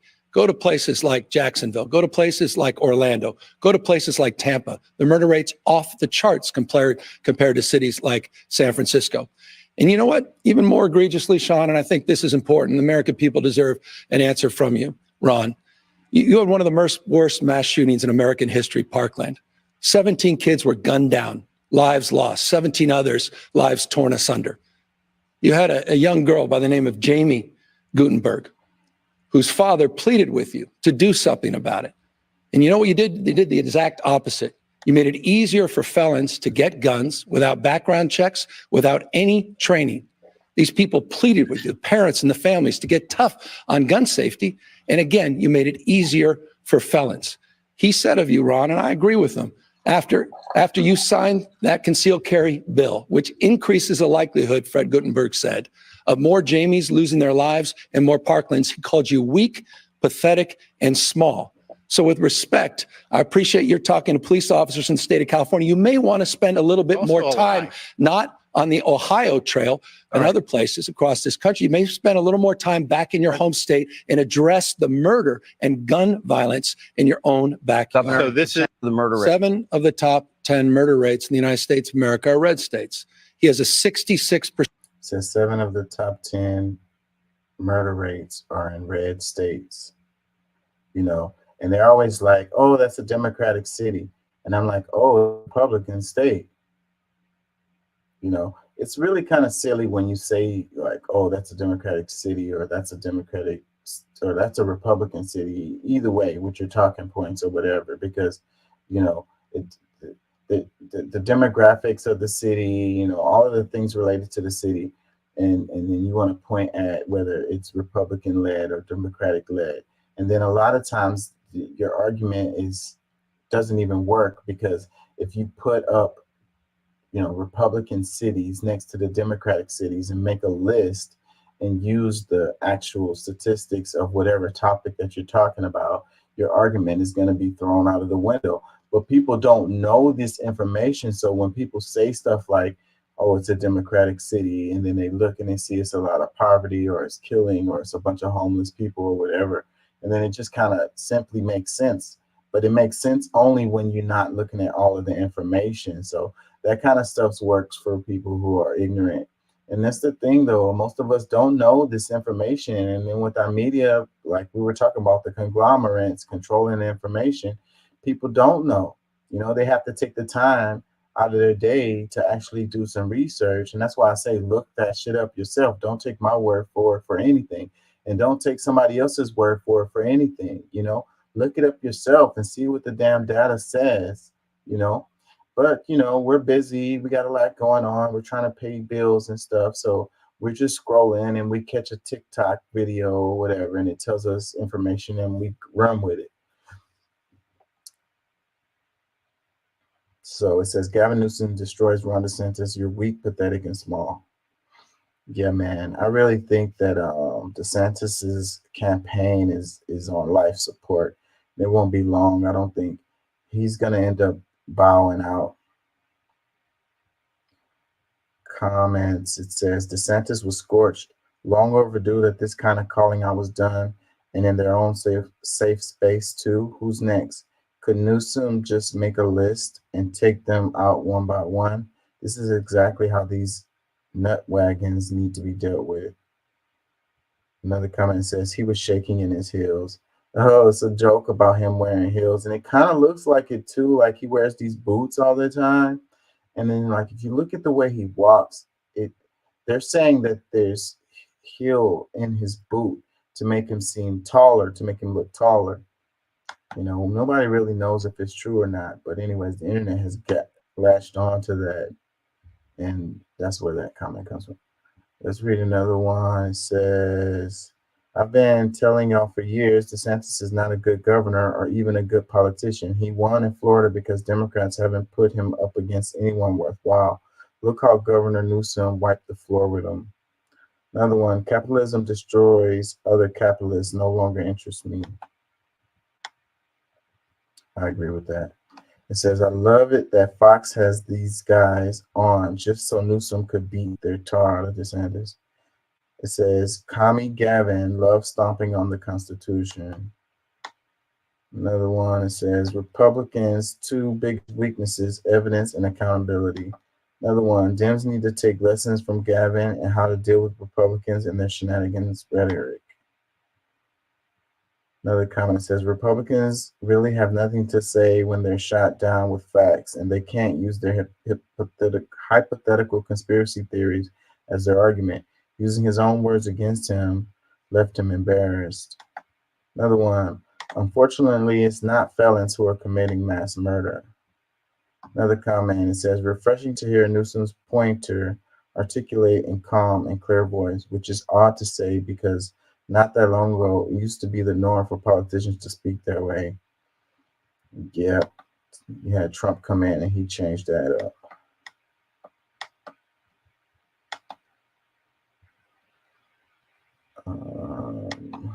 So the pause has ended.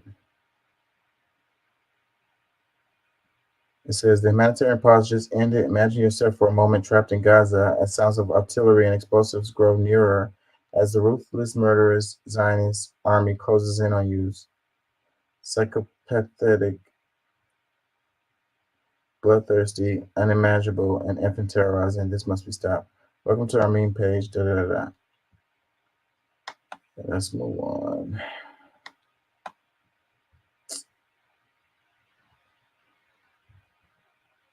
Wait. Why is it the screen is different? The clip I wanted to, oh, that's why, because of this. Okay, let's do this. It says during the humanitarian pause in Gaza, Israelis killed a 9-year-old and a 15-year-old in the West Bank, and a settler in Lod violently attacked and stabbed a pregnant Palestinian citizen of Israel to death while she was taking her children to school. So yeah, so the pause, some of the reasons why, the ceasefire ended was because there was conflict happening during the ceasefire. And so there was reports of a guy, I saw the video where he was shooting Israelis at a bus stop. A guy got out of his car or something, and he was just popping random people while they were waiting at a bus stop, you know. And then there's the video of these 2 kids who got popped by Israeli soldiers. One kid got popped in the head. He died on the scene. And they said that the kid was throwing rocks. In the video, you couldn't see them throwing rocks, but even if he was, like, that didn't really justify him getting popped like that. But that kind of thing happens all the time.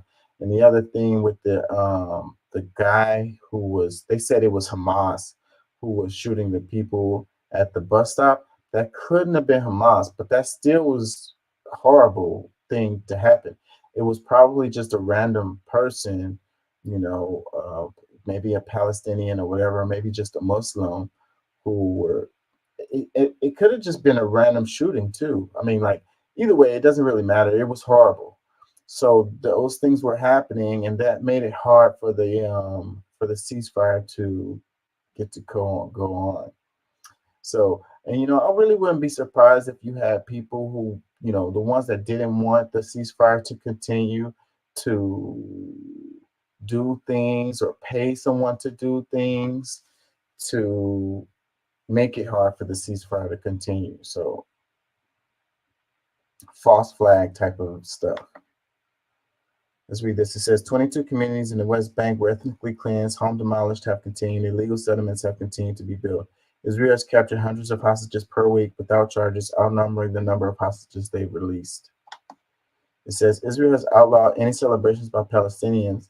Oh yeah, that might have been why those 2 kids was popped too. I don't know if it was that situation or if it was another one. It was like, they were doing the hostage exchange thing, and it was the Palestinians celebrating, and then you had Israel people pop, pop, pop, pop. It's like they said you can't celebrate this. So it says, so Israel has outlawed any celebrations by Palestinians as hostages are released, using tear gas, rubber-coated steel bullets, and live ammunition to disperse Palestinians who are there to receive their family members being released after years of torture and sexual assault in Israel prisons. It says, and there it is, always effing circles back to oil, God effing. It says, U.S. President Joe Biden's energy security advisor is visiting Israel to discuss potential economic revitalization plans for Gaza centered around undeveloped offshore natural gas fields. Now, this is the only place I saw this, and in this Haaretz.com, I never heard of that. So I don't know if this is actually true. I would not be surprised, but it would definitely be a bad look, like it would be a bad photo op, or the optics of it will be really bad if this actually happened. President Joe Biden's energy security advisor is visiting Israel to discuss potential economic revitalization plans for Gaza centered around undeveloped offshore natural gas fields. Now, it's true that you have these undeveloped offshore natural gas fields. That is true. And a lot of people are saying, well, the conflict is not necessarily just rooted in this, but, Israel is trying to make like a competition to the Silk Road or whatever, and Gaza is in the way of that. So that is actually true. But, and at some point you can see them getting to the point where doing this, but doing this now would have a really bad look. So, like I said, I don't know that this is actually true. I wouldn't be surprised necessarily, but I think that they would do it in unofficial channels. and not use the actual security advisor and go over there. And because if someone took some pictures then and that got out, it would be a bad look. It says the international community had a week to move to meet its obligation under the Genocide Convention to stop the deliberate American-Israeli extermination campaign in Gaza. They did nothing. Palestinians truly have no one but their resistance to fight this purest of pure evil. So, intrinsic part of Israel's project, the material, physical, geographic separation, and then the separation of Palestinians into identities so that we're not seen as one. We're not seen as like a monolith. Palestinians. No, there's the Palestinians of Jerusalem, they have a specific ID card. The Palestinians of the occupied West Bank, they have a specific ID card. The Palestinians in Gaza, which is, just a whole other level of oppression and occupation.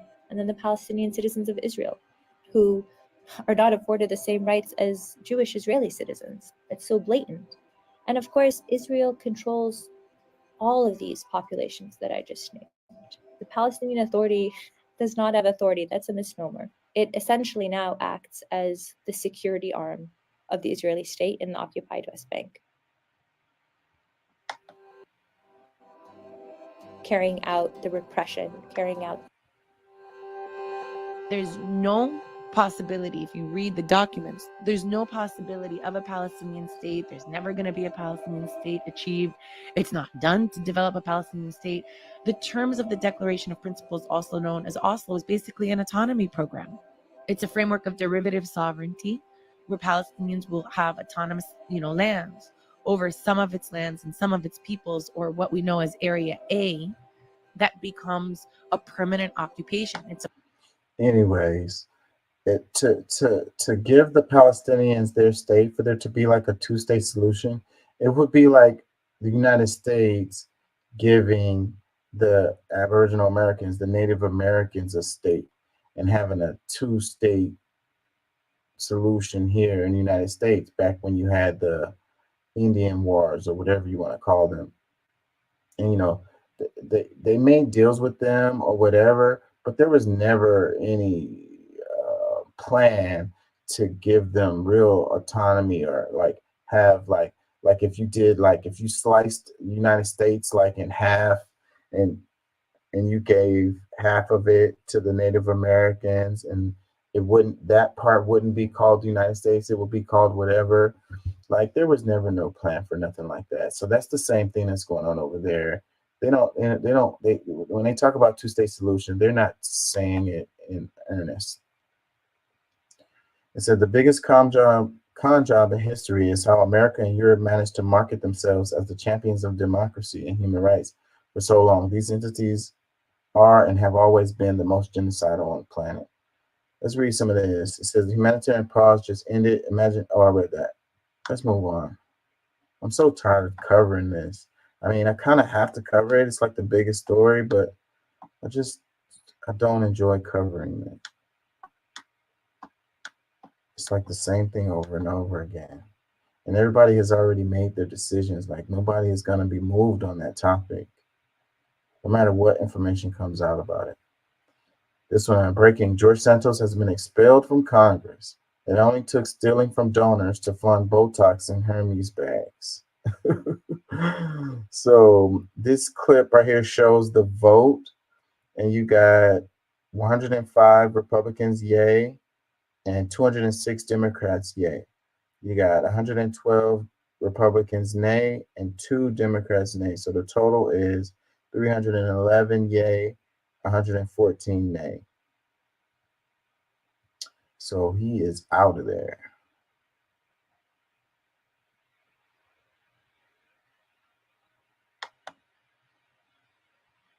He is done. It's a done deal for that guy. Couple comments. It says, which Democrat voted not? Another one that says, and yet the GOP was almost 50% divided. Another comment that says, commit all the crimes you want and they won't go after you unless you defraud the wealthy.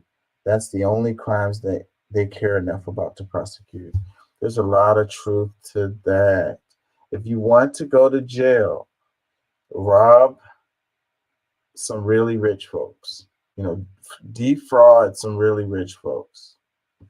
They're coming for your head. That's what happened to the FTX guy. That's how he got out of there.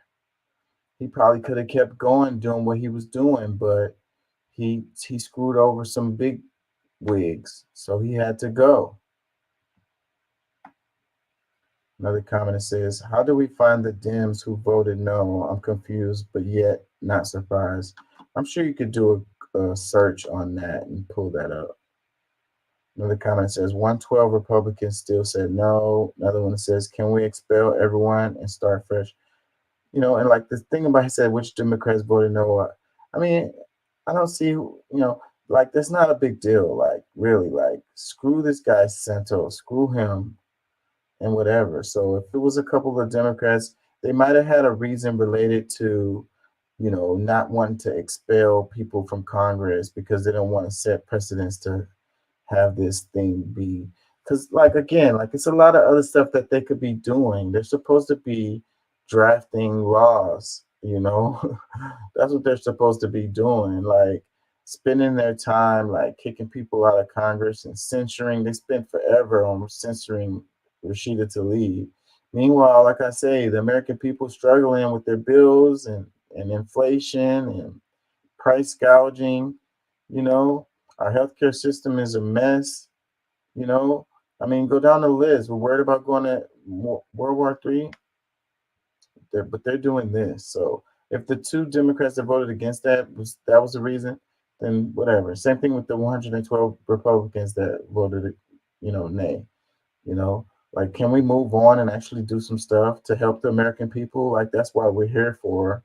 Like, how does this help anybody, expelling George Santos? How does this help American people in any kind of way?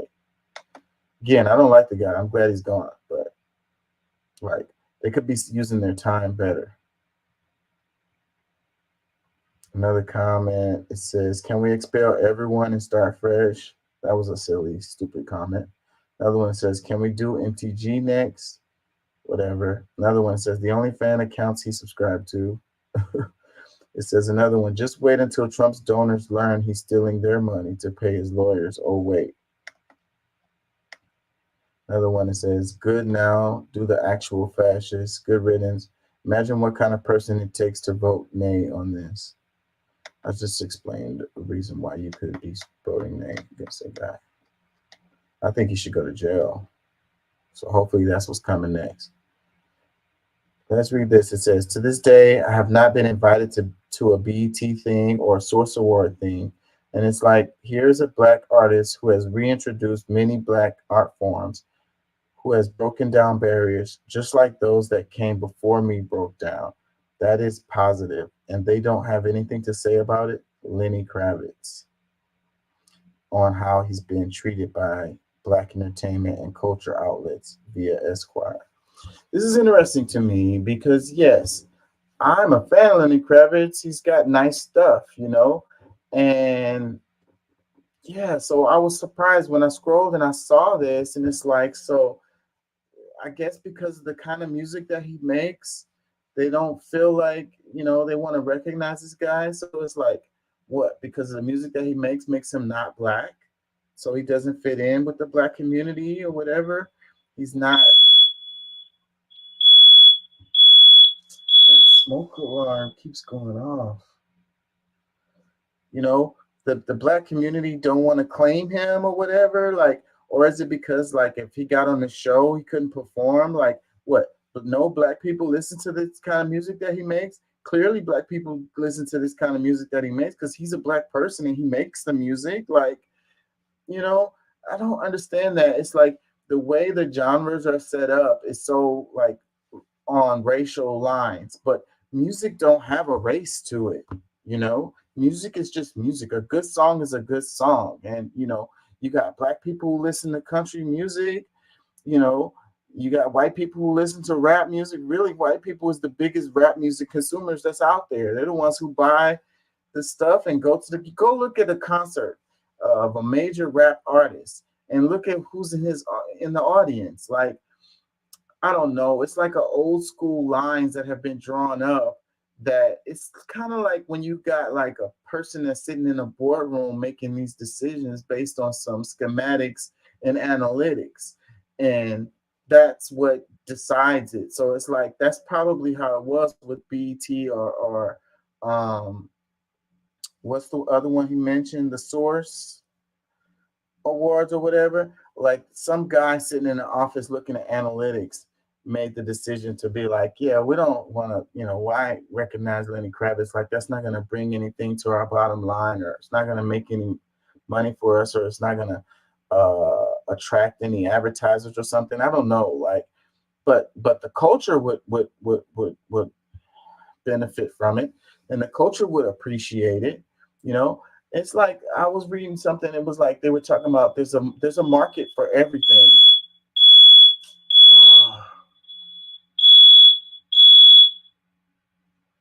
So there's a market for black people and Lenny Kravitz. Like I don't know. You can't really blame the black community for this because it's probably not them who's even running, BET or the Source anyway. So comment. Isaiah Carey Fox posted this. He says, I'm sure he's not owned by the majors. That's why he wasn't invited. So that's interesting too. That's a spin on it. So if he's independent or whatever, they don't have the inside like handshakes, backroom deals going on, and anything that happened would benefit him directly. And they don't like to draw any attention to artists that's not under the big umbrellas because the major corporations want to make money off of it. And if they're not making any money off of it, then what's the point in covering it? Another one that says that's because he's not degrading black women, promoting violence and misogyny, promoting drug dealing. There goes another good point right there too. So it's like there's something to that when it comes to like quote unquote black music and this like degrading violence, misogyny thing going on. It's like, and that's not the only music that black people make or enjoy or whatever, but that tends to be what gets promoted and what gets played, and the artists that get signed or whatever. I was reading something and they were talking about how like the record executives, when a artist is making an album and then he submits the songs to them and then they're like, wait, you need music about songs about this or whatever, or that's the album's not coming out, like we're not going to release this unless you do some of this stuff or whatever.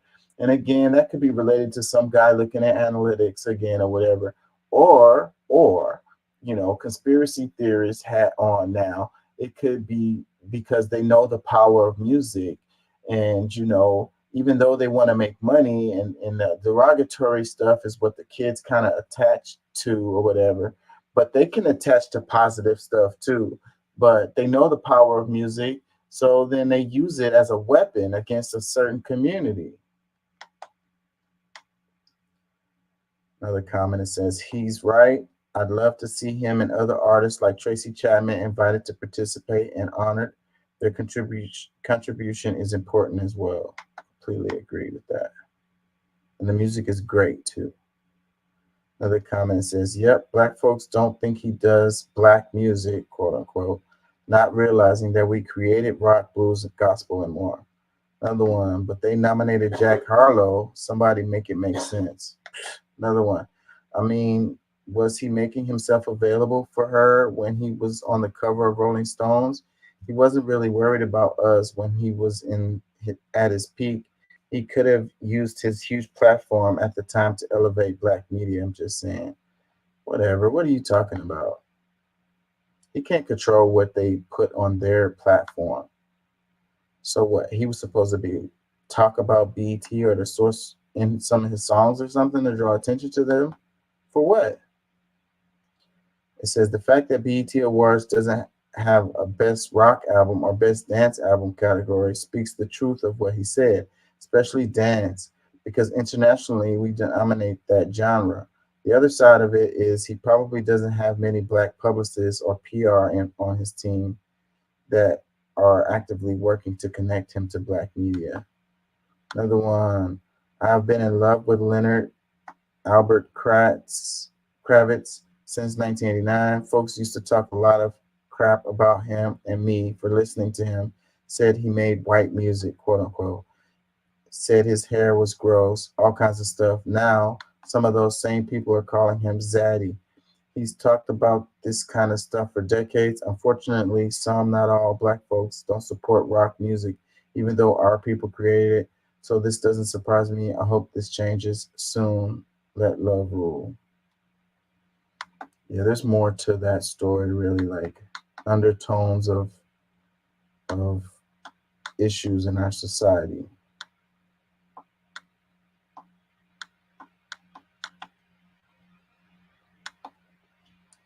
It says the New York Times said that Israel knew about Hamas attack plan over a year ago. Israel knew Hamas attack plan more than a year ago. A blueprint reviewed by the Times laid out the attack in detail. Israel officials dismissed it as aspirational and ignored specific warnings. Yeah, so this story has been gaining steam and floating around, and I believe it's true. They knew about it. They just thought it was bullshit, you know. It was like, ain't no way they're going to try to do some stuff like this. And that's one of the reasons why they're bombing, you know, Gaza all to hell, is because they were embarrassed, you know, and that's the worst thing to do to them. That's what they care about more than anything, you know. They don't want to be embarrassed. And they got embarrassed by the October 7th attack that Hamas did on Israel, you know, because they're big and bad and tough, and they got like one of the state-of-the-art equipment, military, fences, walls, surveillance, all of that.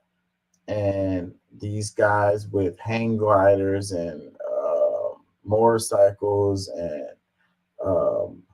power boats was able to, you know, leave them all messed up, you know, really do them in.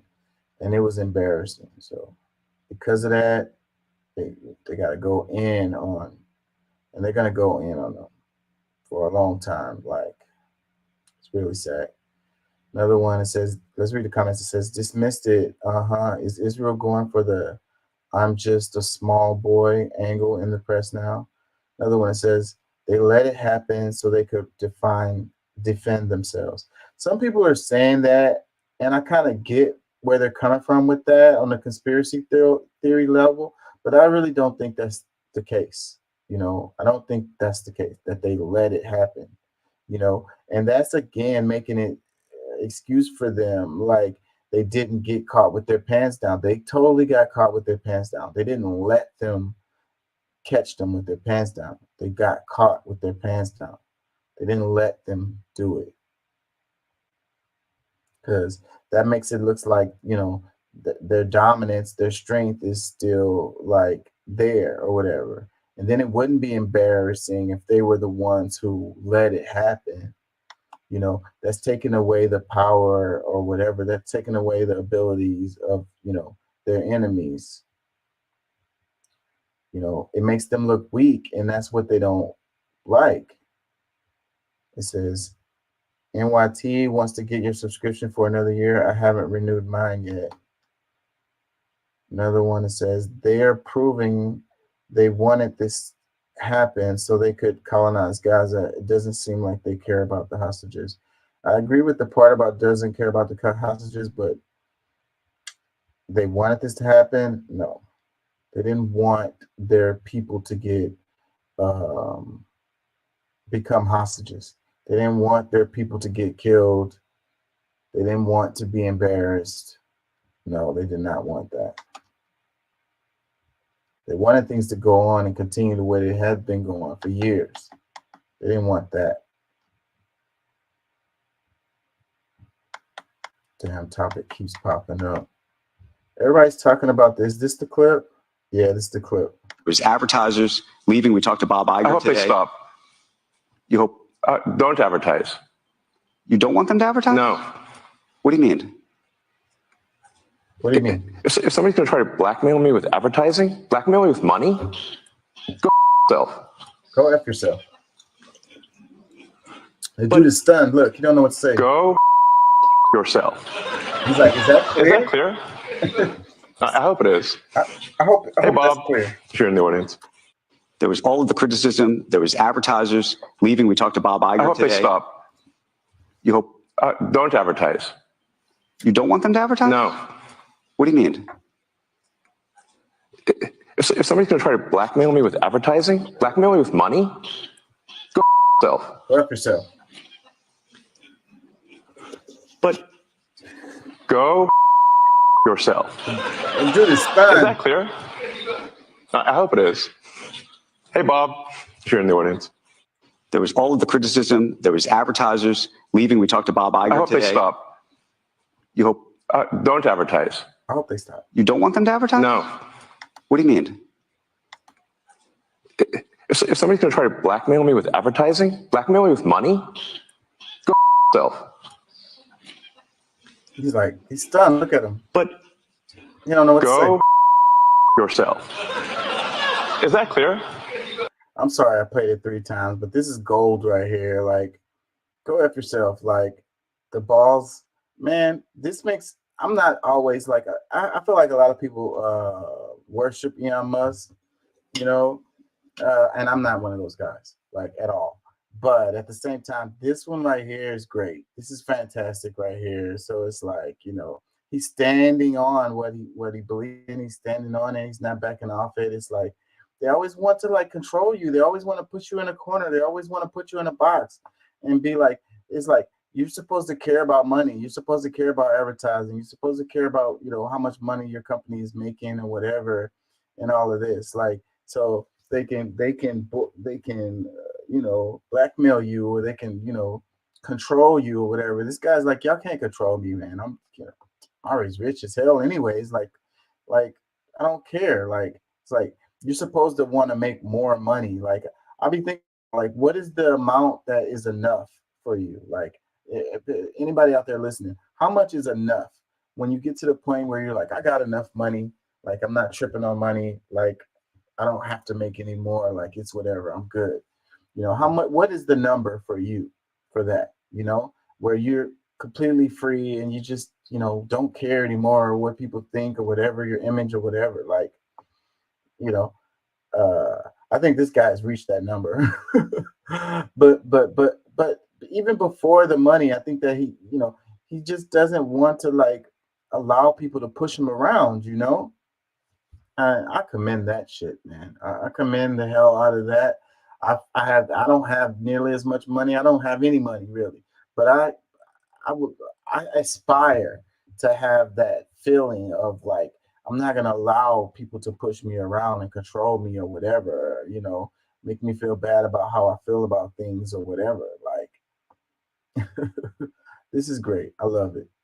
Let's read this. Sky News posted this. Elon Musk has launched a fiery attack on advertisers who have stopped promoting on his social media platform X, telling them to go F themselves. It says, at the New York Times Deal Book Summit on Wednesday, the ex-boss was asked about American firms, including Disney, who pulled ads after he apparently endorsed the anti-Semitic conspiracy theory. And they keep calling it an anti-Semitic conspiracy theory, and it's whatever. That's them narratizing, making it a narrative, you know, and everyone just rolls with it or whatever. So that shows the power of a certain group of people in our society or world or whatever. But like, what did he say? Hi, Bob, at the end? That was a shot to Disney. Comments. It says, I think he expected a huge round of applause twice. I don't think so. I don't think so. I think it was that the guy was stunned and was like, what do you mean? Like, and Elon Musk was like, I mean, can I be more clear? Like, freaking go after yourself. I don't care. He said, I hope they don't advertise on my shit. Go do something else.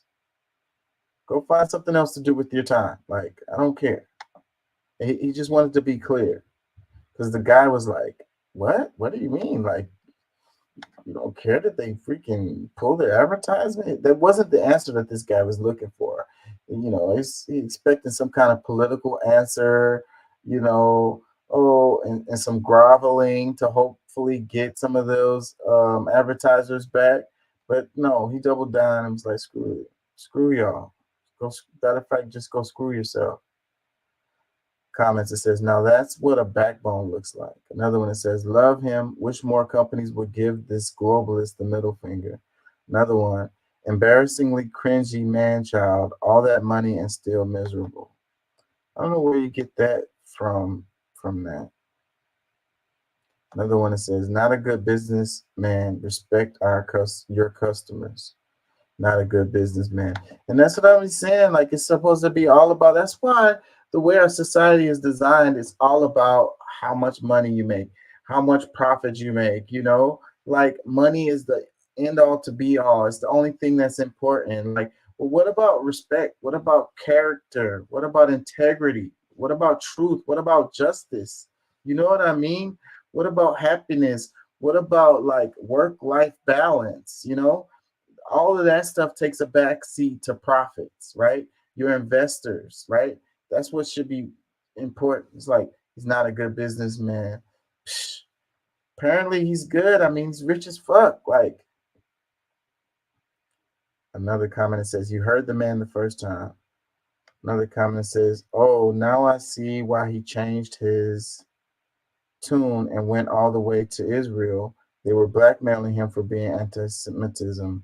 Money talk even for Eon. That's not true. When he went to Israel, he was talking about opening up his company to allow them to use it in Palestine to get on the internet.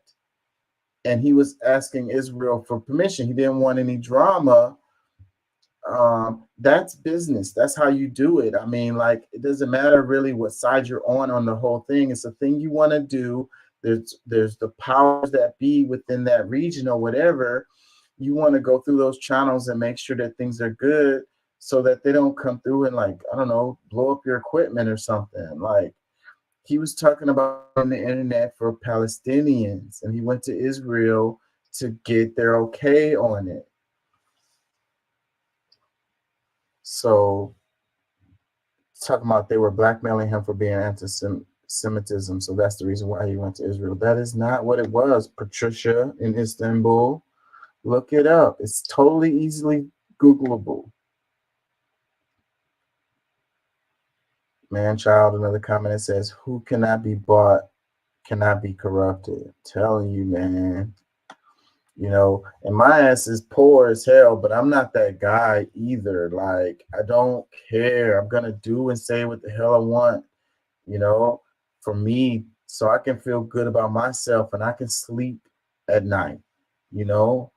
It's whatever. Like, it's whatever. I mean, I'm not going to say I'm infallible. Somebody came through and said, I'm going to give you $1 billion to say some stuff online that's not what you believe in. I don't know. I might fucking do it. I don't know. I'm not saying I'm fucking a saint over here, but I would love to stand on character, truth, integrity. I want to respect myself at the end of the day. Another comment says, he's not wrong. You can't blackmail a billionaire with money. He's got enough already. Another one that says, money doesn't buy you respect. Another one, nah, but seriously, he's got a point. You can't blackmail a man to conform in your way or you stop advertising. Those who stop advertising deserve to get boycotted for going against a platform supporting free speech. Power to free speech, power to the people, more power to X. And I think at the end of the day, this is going to work in his favor. He might be playing 3D chess on them. People are going to turn around and boycott Disney, and they're going to go on X. And then he's going to get advertisers from other places. Another one that says, when he said he tremendously admires Kanye West, y'all didn't get it.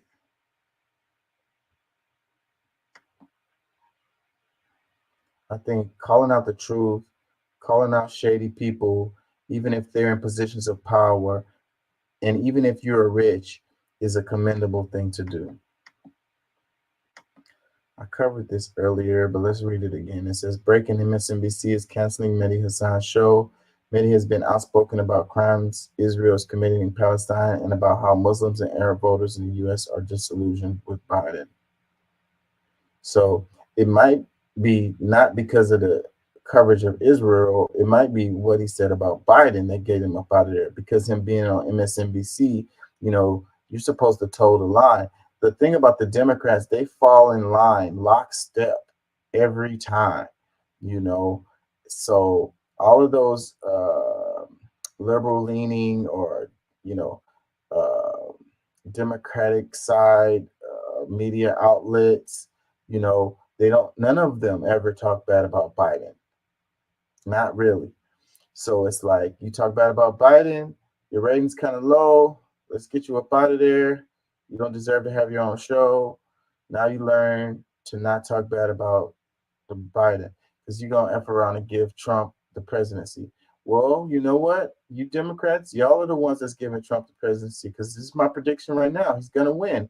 And I think it's because y'all not giving people anything to vote for. You want to give people something to vote against. And you don't have any policy. So, you know, it's already shaky. The Democrats are already having a hard time. And then you got this guy on MSNBC, which is like the stronghold for the Democrats, talking bad about Biden and swaying those voters. That's a problem. It's not about the damn the ratings, I think. It's about them, you know, their whole job is to, you know, influence the voters. So if he's influencing voters, you know, directly or indirectly to not vote for Biden, that's a problem for them. They don't want to give him a platform to do that. Comments, it says, and they're considered left-wing media in this country. What a joke. Our media, much like our politics, ranges from right-wing on the left to full-on fascism on the right. Yeah, I don't think we really have a left in this country. I don't think we really have a left media in this country either. Neoliberal, yes. Left, not so much. It says, despicable. He's one of the most intelligent and skilled interviewers. I'm telling you, they're losing something. So hopefully he goes work for some. He still works for them. They didn't fire him. They just got him off of his cancel his show, so he gets to do like spots on other people's show or whatever. So then he doesn't really get to do the news stories that he wants to do or whatever. So man, hopefully he leaves them and goes. Shit, he could go work for X. That would be great. So X already has Tucker Carlson, you know, and X is all about. I need to do something about that. X is all about free speech. If they're all about free speech, then they need to be covering both sides of the issues. You know, you got Tucker Carlson on the right saying what he's saying. It'd be great if you got Mehdi Hassan on X talking his stuff on there. That'd be great.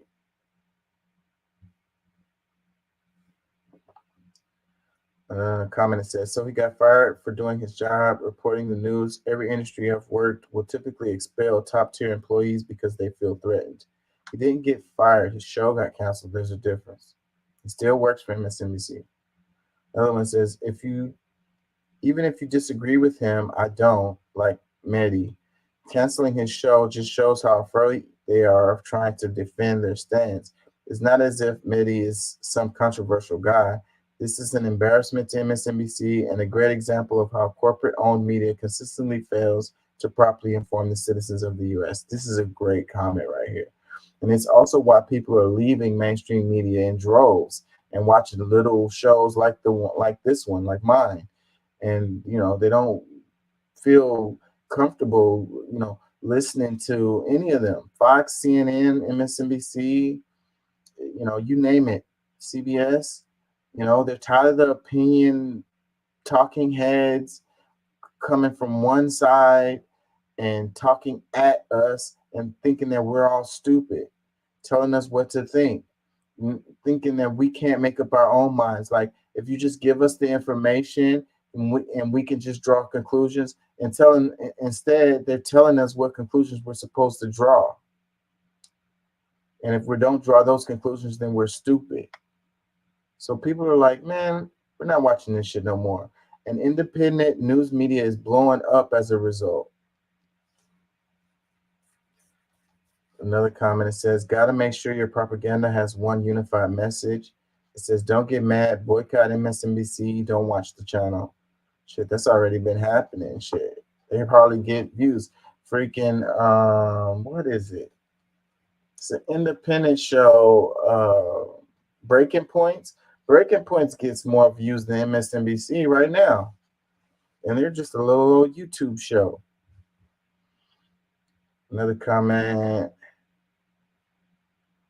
That is censorship. He told the truth from a much needed perspective. Shame on you. You have lost credibility.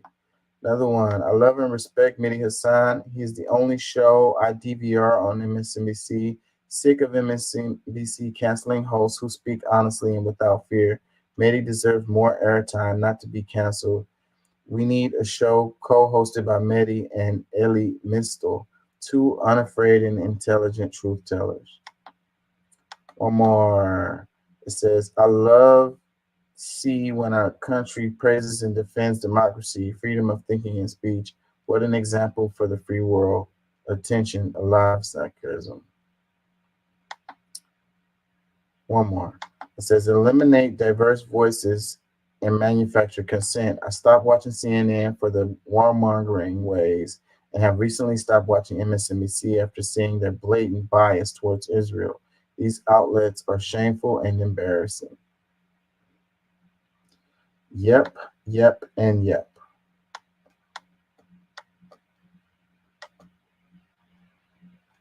Of me bringing up student debt, but can't play this because they got that song in the background.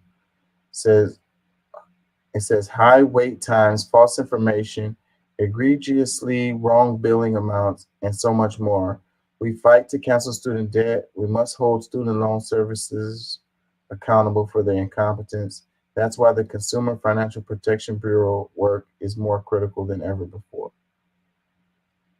So, Ayanna Presley, I wish I could play this clip, but it says, why did you vote yes on Resolution 888? It says, your ally cosplay had me going. Shame on you for voting yes on 888. I don't know what that one is. I don't know what they're talking about. Let's move on because I can't play the clip.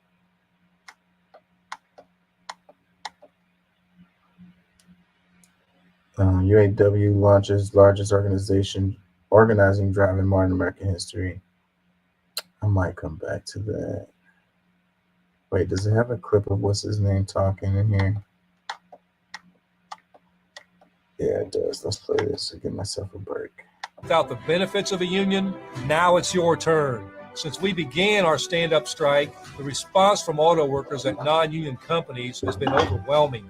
Workers across the country, from the West to the Midwest, and especially in the South, are reaching out to join our movement and to join the UAW. So go to uaw.org/join. The money is there, the time is right, and the answer is simple. You don't have to live paycheck to paycheck. You don't have to worry about how you're going to pay your rent or feed your family while the company makes billions. A better life is out there. It starts with you, UAW.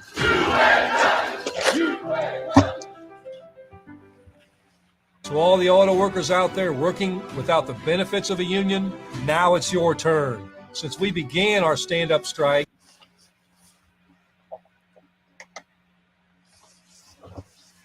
Excuse me. It says, UAW Union is launching the largest union organizing drive in modern American history. Auto workers at more than a dozen non-union companies are announcing simultaneous campaigns to join the union at uaw.org/join. The push will cover nearly 150,000 workers. This is a great idea. Unions are weak, and when unions are weak, pay is low.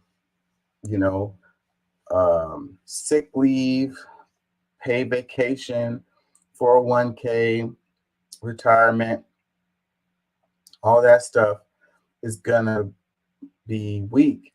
You know, the corporations, they're never gonna do right by people. You know, they have to be forced to do it. And I know people don't like that word forced, but whatever. I don't care that you don't like that word.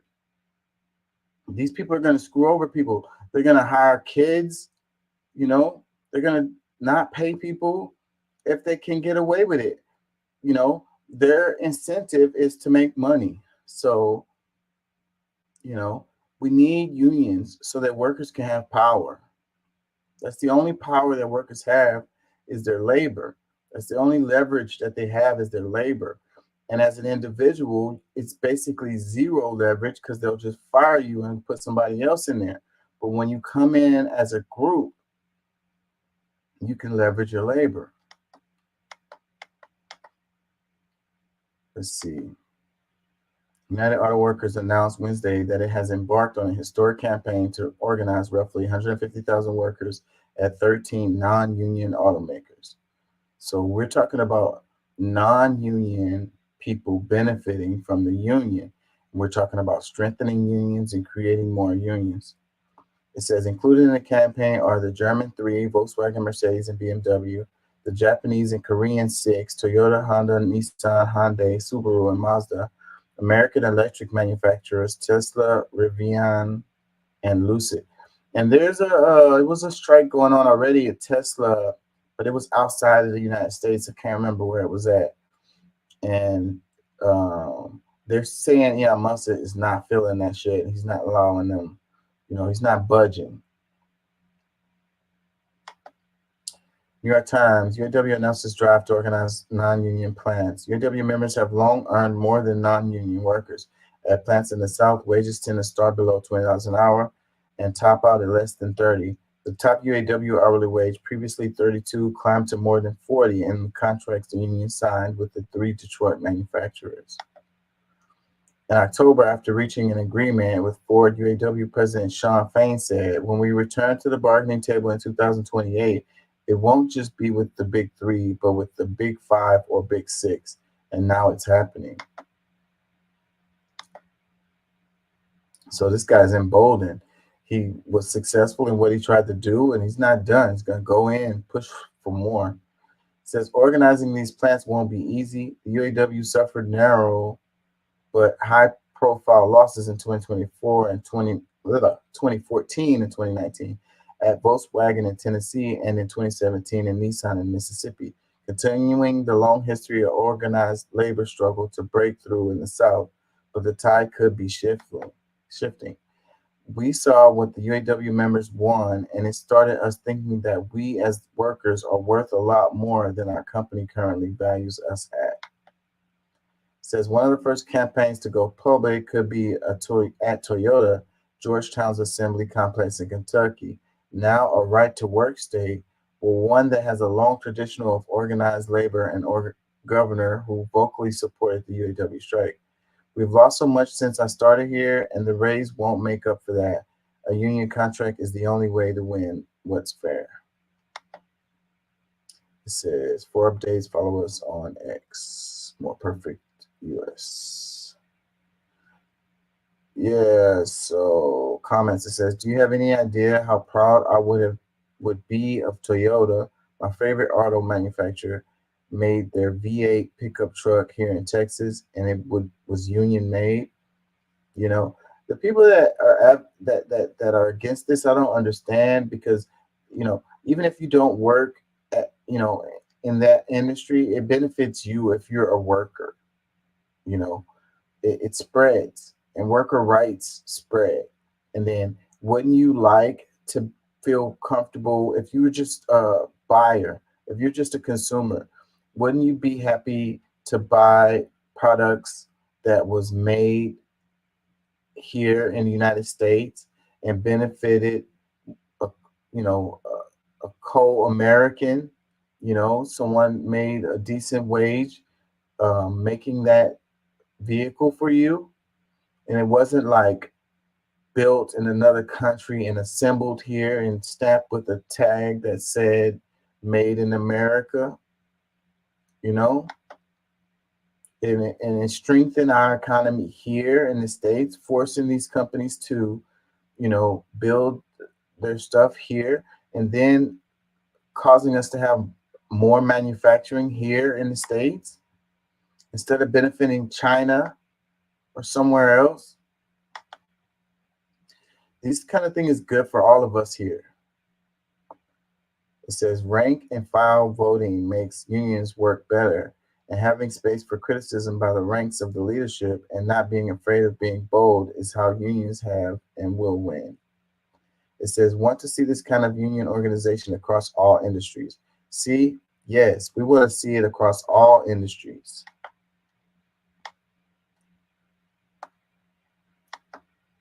Another comment, it says, they also tried to organize the BMW plant in South Carolina a while back, and that failed. Would love to see a second attempt succeed.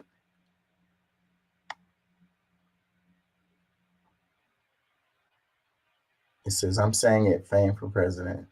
I don't know about that. It says, great, now cover their call for a ceasefire. It says, don't sleep on the fact that Rivian official at least retrofitted the old Mitsubishi Motors Bloomington plant using IUOE operating engineers.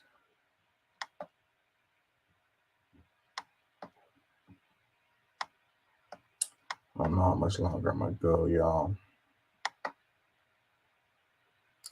It says, so let me get this straight. One of their co-founders of Moms for Liberty was busted for having a threesome with another woman, and her husband, who is the chairman of the Florida GOP, was charged with abusing the woman in their threesome. And these are the same people that keep trying to ban books to protect children from the morally repugnant left. Do I have that right? It's a comment. It says, as a Sarasota business owner and local resident, this is hilarious, but also sad. This woman is so important here on the school board, etc. But typical, let's point fingers at everyone else and pretend to be holier than Jesus. Meanwhile, her husband beating up her girlfriend. This woman needs to be removed from any position of authority ASAP. So I saw some of this. Let's see if we can find this. Let's see if we can find this.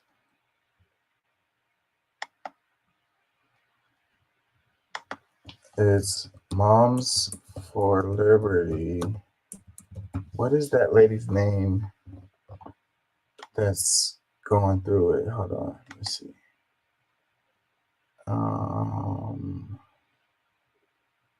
What is her name? They didn't say her name. They didn't say her name in this.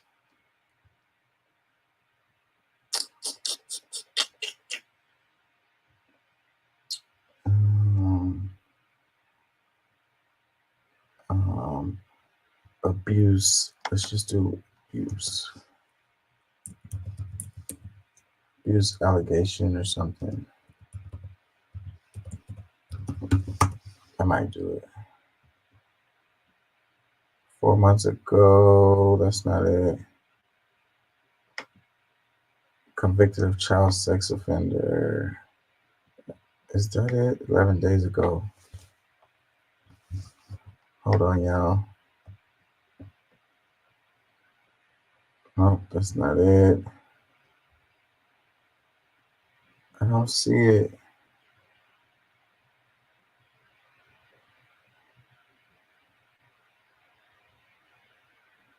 Hold on, y'all. Let me see if I can find this.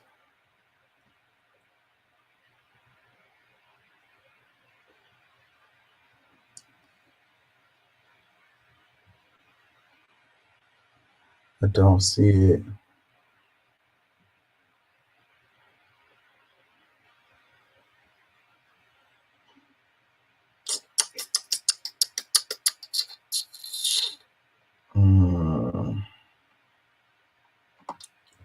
Wait, is this it? Another Moms for Liberty leader revealed as a sex offender. I think this is it here.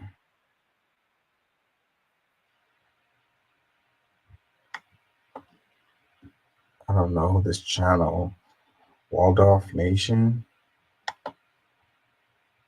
I don't know what he's gonna say, but the headline sounds like it's what I was looking for. So let's play this. Yet another prominent member of the hate group Moms for Liberty may be a sex offender. Oh no! According to an investigation report filed by Florida police, the state's GOP leader is being accused of rape. But wait, this story actually goes into some very interesting directions because it turns out that the wife of this GOP leader, again, who is the co-founder of Moms for Liberty, was involved in allegedly in a throuple. So the unidentified accuser told police that she and Florida Republican Party Chairman Christian Ziegler, along with Ziegler's wife, Bridget, had been in a, quote, long-standing consensual three-way sexual relationship prior to the incident, reported the Florida Center for Government Accountability, FLCGA, which first obtained the document. So, okay, it looks like we may have a case of sexual anarchy, which normally fun. In this case, not so much, because of this alleged assault, which the woman claims occurred at her home, and that Bridget was not there at the time. So now the publicly released version of the document doesn't name any names, addresses, doesn't have any identifying information. However, an accompanying story published by the FLCGA named Florida Republican Party Chair Christian Ziegler as the subject of the probe, which NBC News later said that it had indeed confirmed. Now, originally, this was heavily redacted. In fact, the only other visible text in the page-and-a-half-long narrative of the words, the sexual assault complaint, said the sexual assault allegation. Elsewhere in the report, the words stated and raped can be seen. So this is very, very serious stuff, okay? Police even have searched a cell phone belonging to Ziegler, who also allegedly recorded the woman without her consent during these threesome sexual encounters, according to sources cited by the FLCGA. So, look, you know me, I don't generally care about what people have, what people do in their private lives, in their sex lives, whatever. But one of the things that bugs me about this is the lack of consent. Obviously, I don't care if you're doing threesomes. I don't care if you're doing foursomes, fivesomes, orgies. It doesn't matter. I mean, how many do you have to go up to get to orgy anyway? Fivesomes, sixsomes, whatever. It doesn't matter. Doesn't matter. I don't care if you do that. You have fun. Do it safely, obviously, and of course, consent paramount. But this did not involve consent. This particular incident, and of course, the presence of unsanctioned footage that was taken of this, again, without consent, bad. Don't like it. No bueno here, okay? So now Ziegler, Florida chair, Republican Party, he is also, since he's in that position, close to Florida Governor Ron DeSantis and former President Donald Trump. Donald Trump has had his own issues with, allegations of rape and sexual assault, including being held liable in a civil suit by writer E. Jean Carroll. Now, that said, that's her husband, but Bridget is also a MAGA darling, and again, co-founder of the group Moms for Liberty, which vocally backs book bans in public schools across the United States and had supported DeSantis when he tried to pass his Don't Say Gay law. Now, that is some stunning hypocrisy. If she is indeed on the side having sex with this woman along with her husband and being bisexual, nothing wrong with being bisexual, but there is something wrong with passing laws against the LGBTQ community. B standing for bi. Look, I don't care if she's into the swinging lifestyle. I don't care if she's bi. I don't care if she's gay. Doesn't matter. Have at it. Have fun. Nothing wrong with that. But what I do hate is hypocrisy. Okay. And here you have somebody who's allegedly doing all this stuff in her life along with her husband, and then turning around, calling gay people, members of the LGBTQ community, immoral, and saying that that's the reason the American families are being destroyed. Wait, her husband ran on a pro-family values campaign, and yet is allegedly doing all this stuff, running, their family in basically counter to what he says the family should be. Okay, stunning hypocrisy.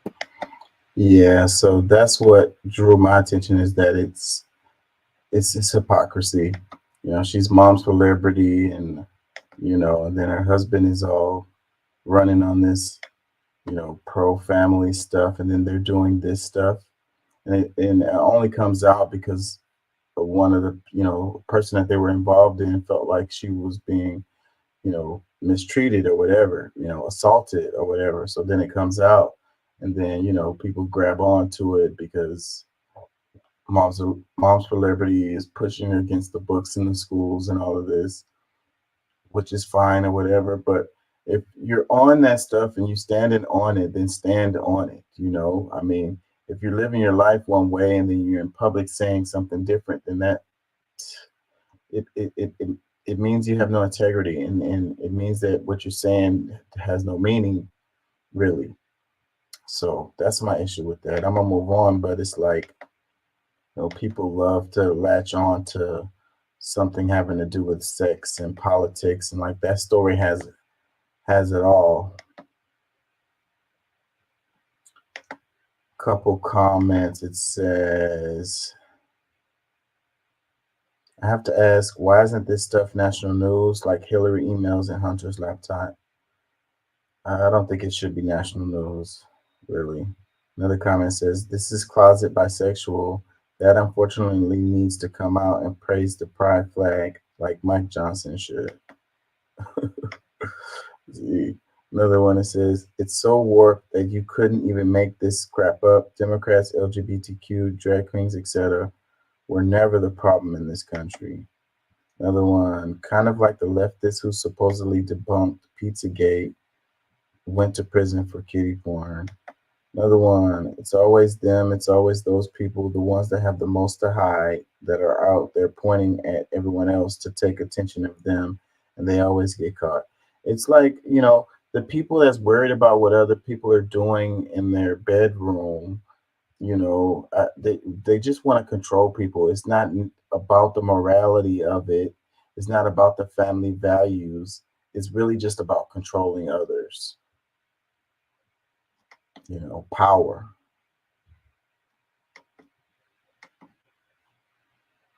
Book and in this last debate, she talked about getting the approval or the support or the mentoring of Henry Kissinger. Now, I find it rather amazing because I happen to believe that Henry Kissinger was one of the most destructive secretaries of state in the modern history of this country. I am proud to say that Henry Kissinger is not my friend. I will not take advice from Henry Kissinger. And in fact, Kissinger's actions in Cambodia, when the United States bombed that country, overthrew Prince Sihanouk, created the instability for Pol Pot and the Khmer Rouge to come in, who then butchered some 3 million innocent people, one of the worst genocides in the history of the world. So count me in as somebody who will not be listening to Henry Kissinger. In her. So yeah, a lot of this is coming out because Kissinger passed away a couple days ago, whatever. So yeah, his legacy and stuff is coming out, and that's why a lot of these old clips like this one is been coming out. Comments, it says, Bernie sold us out. I'll never look at him the same way I did in 2016. I agree with that. Another one that says, before he showed us he's a Zionist. Kind of agree with that. Another one that says, I'm still pissy they played Bernie. That's on the other side, but I agree with that one too. A couple more says, the man was right and he lives his values with integrity. We need more of him. Another one, very on board for her to look up to Kissinger. Yep. So, it's the It's the what's the word I'm looking for? These Warhawk type stuff, like, you know, that's Hillary Clinton, and looking up to the stuff that Kissinger did, that just shows where she is on things. You know, like how she laughed about Gaddafi. A couple more says Hillary fawning over Henry is precisely why I did not vote for her. One of a billion reasons to not vote for her. Another one says, great clip. What is Bernie doing now? Refusing to call for a ceasefire and a literal genocide. That's pretty ironic to the hypocrisy, too, for Bernie to be talking about Cambodia and the way that they use those, what was it, the fire bombs that they used. Just like Israel's doing like the same thing, and Bernie is being really careful about not wanting to, like, he didn't call for a ceasefire. He wasn't calling for a ceasefire. At least I didn't hear it. If he's saying it, he's not saying it loud enough. So it's like it's okay for those. It's not okay for them to drop the bombs in Cambodia, but it's okay for them to drop the bombs in Palestine. You know, so where is he at on that? So it depends on the people or what they look like or whatever, or who's doing the bombing, or maybe it has to do with how far time has passed on, because that's one of the things that politicians tend to do, because recent history is always what's the word I'm looking for? It's controversial. Recent history is always controversial, and as a politician, you want to stay away from controversial stuff. So he can be more comfortable talking about something that happened years ago where there's no difference that you can make about it. But when you have something that's going on right now and there you can make a difference about it, then you stay away from it because it can hurt you politically. Yeah, I don't like that.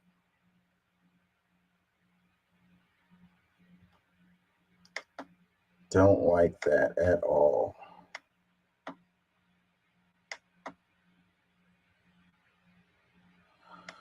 I'm getting tired. It says EPA proposed removal of all lead pipes nationwide within 10 years. That would be great. That would be fantastic if that's true and it actually happens. Like, we're so far behind with that kind of stuff. Our infrastructure is crumbling. Our freaking bridges are falling down. Our pipes are the same some of these pipes been in the ground since the 1920s, bruh. That's 100 years. And they just be making these repairs. They have this thing where they send like plastic down and they coats the pipes or whatever. We need to dig those things up. Now, the amount of money that it will cost to do that is astronomical, but we have so much money to send to Ukraine and to Israel. We can't spend money to fix our pipes. It says approximately 22 million Americans live in homes where drinking water is carried by lead pipes. 22 million. It's 2023.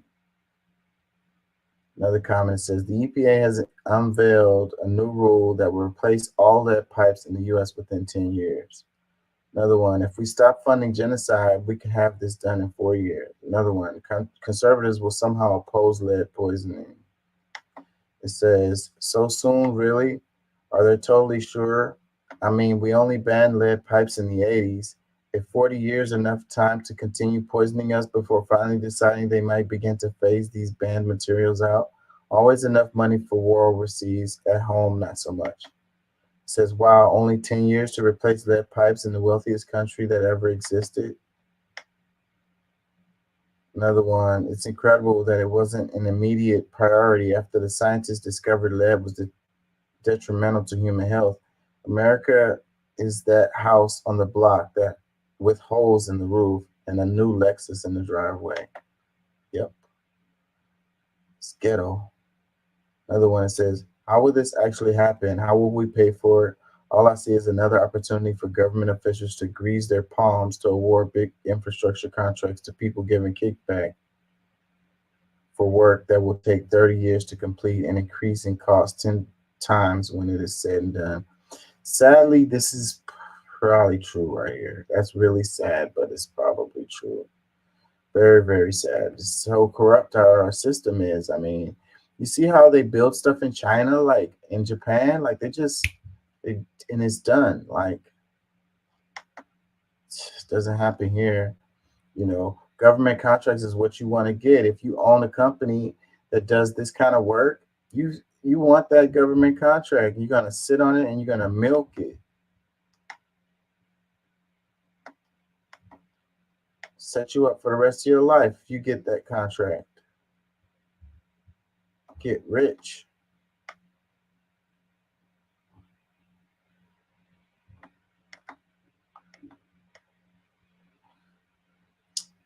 It says start in Flint, Michigan. Another one that says, are we starting with Flint, Michigan? It says, I hate it here. The fact that this hasn't been done for decades. It says, easy peasy, stop paying for wars and use the money to improve life in America. Another one says, yet our money can fund wars. They're all saying the same stuff. Another one says, lead pipes are safe if your water isn't corrosive. If we source our drinking water from places we shouldn't, that water is what breaks down the lead and adds further contamination. This is true, but it's beside the point. The point is the lead pipes needs to be dug up and replaced. So, yeah. I think I'm gonna wrap it, y'all. Let's see, is there something I absolutely need to cover? Hold on.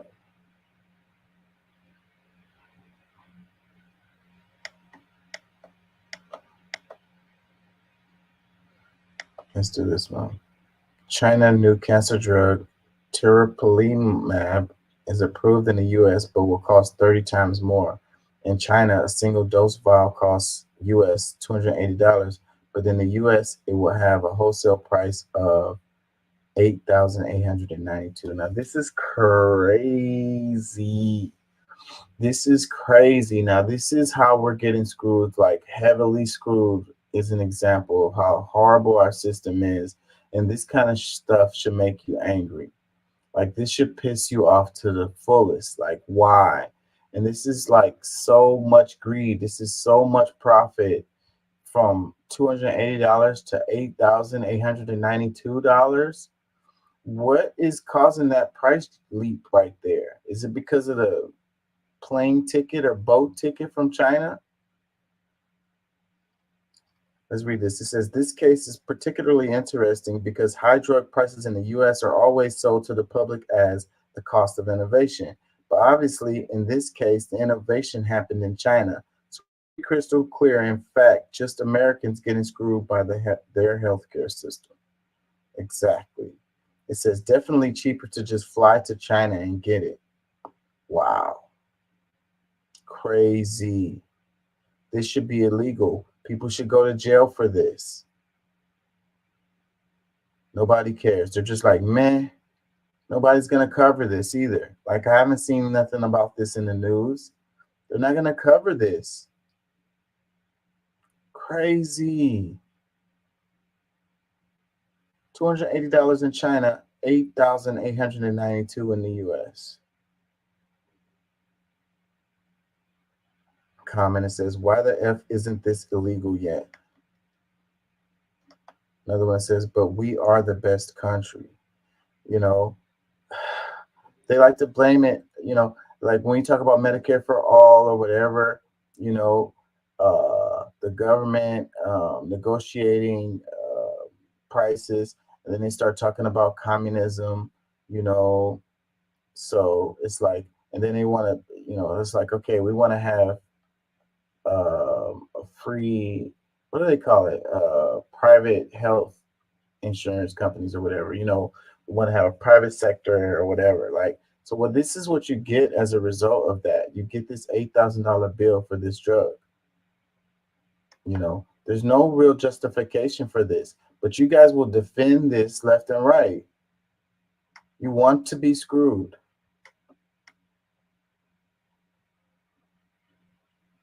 It says cheaper to fly to China and get treatment. Wow. It says we can't imagine the stress of a cancer diagnosis in a country where the problem isn't availability for a lack of funds, but for lack of empathy. A rich country like the US doesn't have to be like this. Another one, it says the decline of America is becoming mind-bogglingly fast. It says, and this is one of the reasons why the US is a third world country now. It says $1,000 round trip flight to fill the prescription in China, plus motel and taxi, will save you at least $5,000. It says China also has better consumer protections like banning planned obsolescence. Planned obsolescence is what they meant to put. It says we project around the world about the boogeyman, but we are the terrorists, and so is our bratty little brother Israel.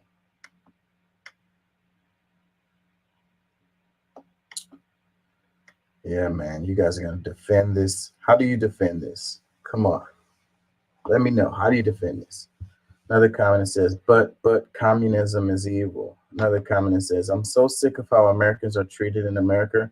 We should start calling it the United States of price gouging. Another one, the U.S. subsidizes companies that make cancer-causing products and food, manipulates us to consume it, then make it impossible to heal from it. They get paid on the front end and the back end. You know, and even the part where it's like the cost of what did they say up there at the top? It's like the cost of like innovation, or like the reason why stuff costs a lot is because you have to spend all of that money on research and development. Well, a lot of that comes out of taxpayers' money, you know, the research and development end. But then once it's produced, then it becomes privately owned. So some private company gets to make all the money off of it after they use tax dollars to do all of the research and development. It's a freaking scam. It says, I have CML, a form of leukemia. My medication is close to $12,000 a month. I don't know what I would do without my health insurance. I would just have to die. Another one says, F this place. Another one says, wait, I thought the part of the Inflation Reduction Act helped prevent this. Or was that just insulin? I did think it was all prescription drugs. Apparently not. It says, monoclonal antibody drugs aren't difficult to develop or produce. I've seen commercials for literally dozens in the last 2 years in the US alone. So most likely one similar or the same one will be produced by more than one company at varying costs. They often add a 4-letter suffix to the drug name because most MAB drugs have more than one indication of usage. Keytruda is currently indicated for over 15 different types of cancer and has been on the market for some time. Let China have their minute here, but this isn't really as damning as it seems. I don't really get that. Sounds pretty damning to me, but hey, I'm just a guy. Sounds like we're getting screwed, but hey, I could be wrong. Maybe they have a reason to charge us $9,000 for the drug.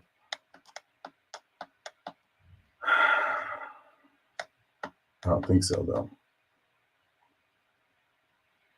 Oh, that's the Moms for Liberty thing. I already covered that. What? Did I share that twice? This is the Harry Kissinger stuff. I don't think I want to do that. We know he was a horrible person. Damn it.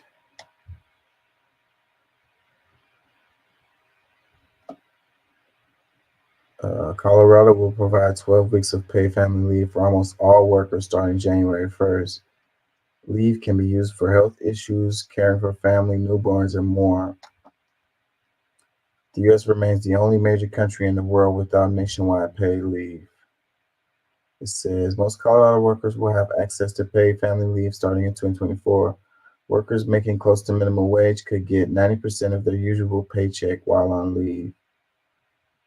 It says, I live in Washington and we have this. Mostly everyone makes 90% of their wage while on leave. It is so awesome. Another one says, source, I live in Colorado and I haven't heard anything about this. Yeah, your media is bought and paid for by the damn corporations, so that's why you haven't heard it. Another comment says, how more tax, silly minds will act silly. Why do people say this? Like, okay, let's say it does cost some money or whatever. So, I mean, you don't want people to have family leave. Like, you don't want people to be able to get off from work and not freaking starve and go homeless. Why? Why do y'all think this way? Another comment says, I'm just about out of time off, helping to care for and spend time with my dad who is under hospice care. This law, if in Arizona, would have given me time to be with my family without being stressed, trying to my PTO and my family needs. Another one that says, meanwhile, Sweden provides 68 weeks. Hold on. Of paid family leave. It really puts things into perspective. 68 weeks. Another one says, thank Joe Manchin, Kristen Sinema, and Republicans. Another one, it's amazing what Democrats do for working class families. Another one, billionaires can't make money if people aren't working. Think of the billionaires, the poor billionaires. Another comment that says, I want to work a day or two after both of my kids were born because I was contract and needed to work to pay for the kids being born. My wife barely got 3 weeks off because she was already out on bed rest and either return to work or be fired. I wish all future parents all the time off they need.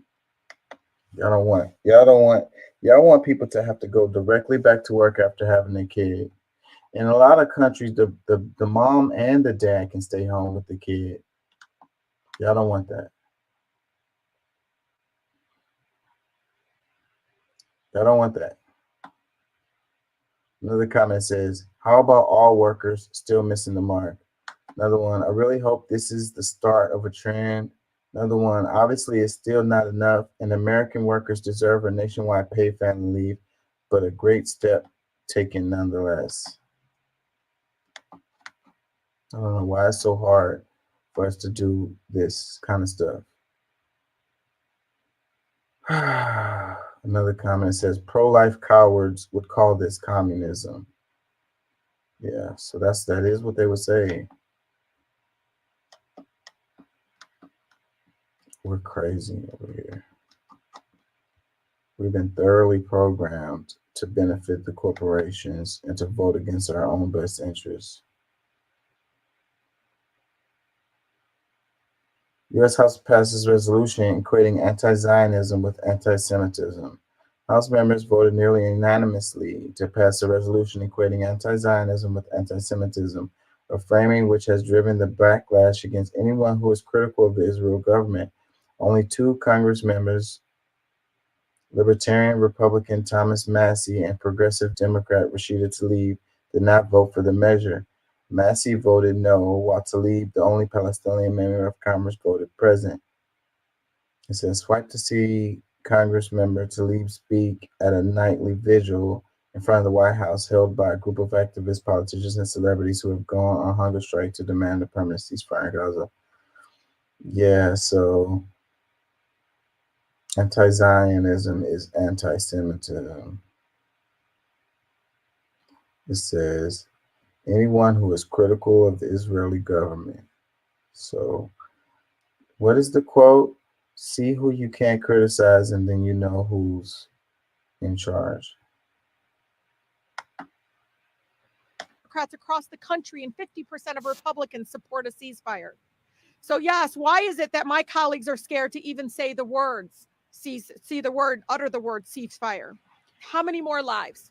How many more lives will be enough? How many more children need to be killed? How many more families have to be traumatized and torn apart? There is nothing humanitarian, my friends, about giving innocent civilians a few days of rest before they are bombed again. We are calling to the end to violence permanently and not a break in the violence. The temporary pause is not enough. We need a permanent ceasefire now. For our president, the President Biden, please, you must listen to the voices of the majority of Americans and the majority of Democrats who are calling for a ceasefire now. 75% of Democrats across the country and 50% of Yeah. You can't criticize Israel. Nope, can't do it. Not allowed.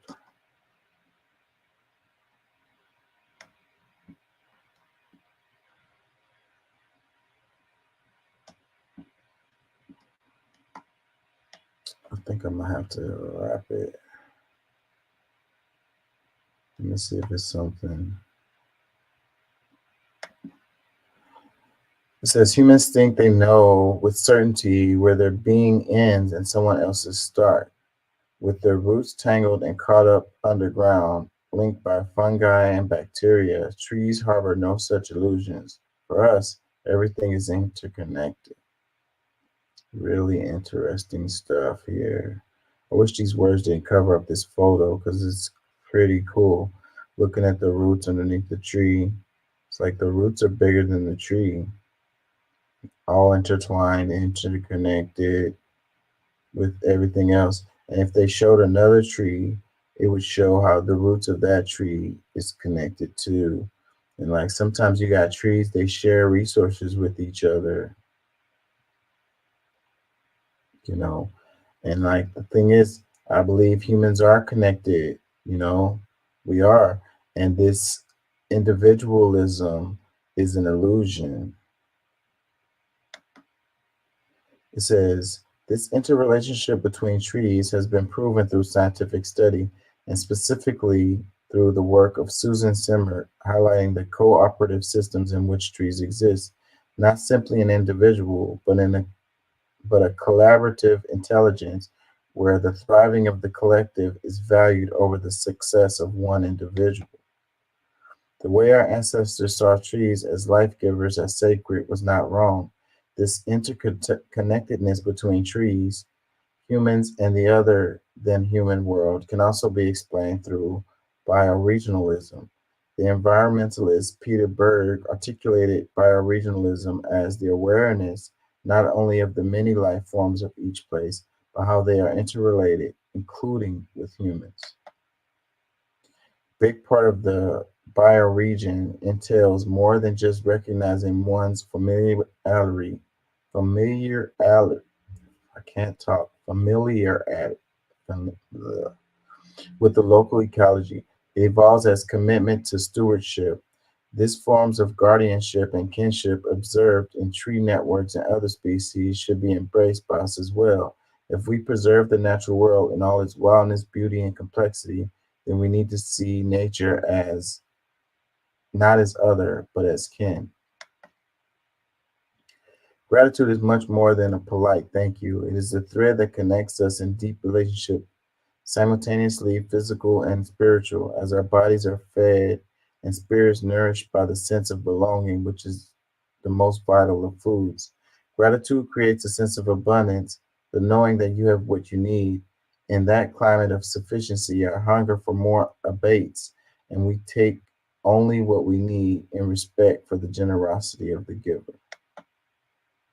Next time you're outside breathing in the cool morning air, I invite you to consider your ecological kin.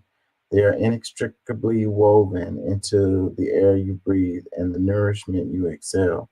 When you are walking through a woodland area, take the time to not only look above, but also down and marvel at the intricate networks of life that exist beneath our feet, which are rooted in collective thriving.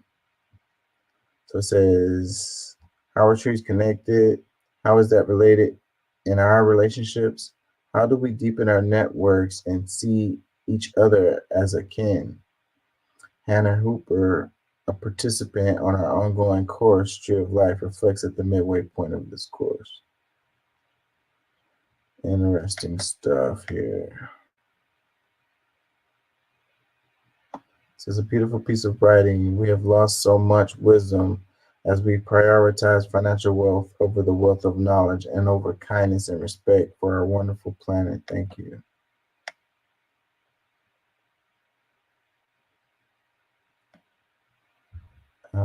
Amazing content. I'm not a bot.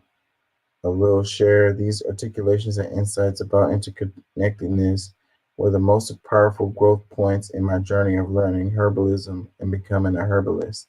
I don't think most people realize how becoming a herbalist means, and these virtues and realizations are central. Any who wish to dive deeper into embodying interconnectedness can surely do so by grasping the ancient wisdom of various traditional holistic systems. Thank you for sharing.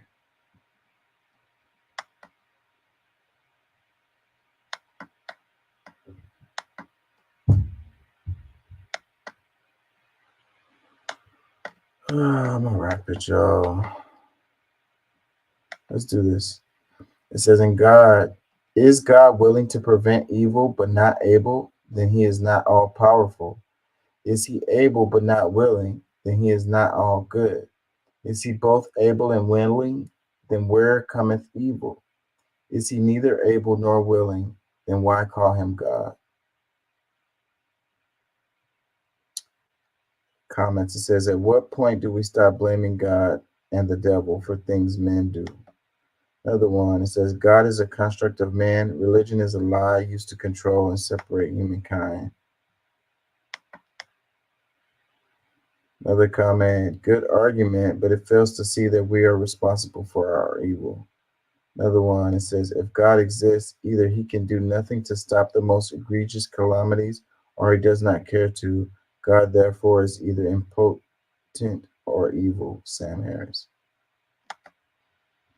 It says, "This quote is one of my mantras." Another one is Weinberg, "With or without religion, good people do good things, and evil people do evil things. For good people do evil things, that takes religion."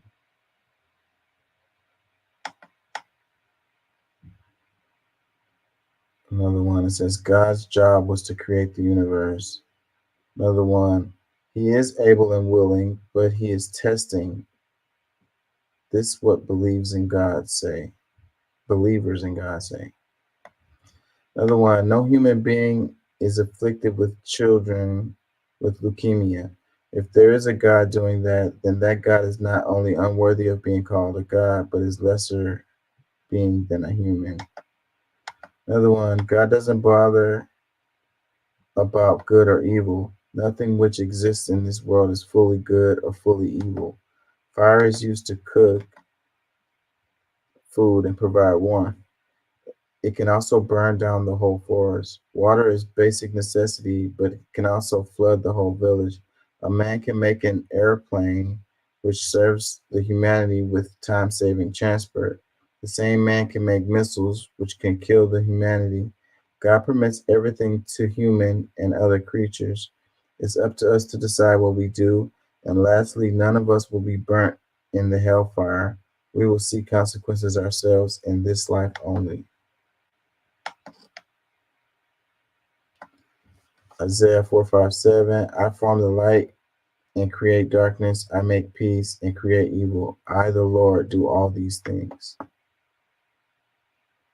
Another one, it says, maybe God created everything, including evil, but he has also made us a fighter. Our fight with evil is what keeps me and us lively, and we come closer and closer to goodness and truth.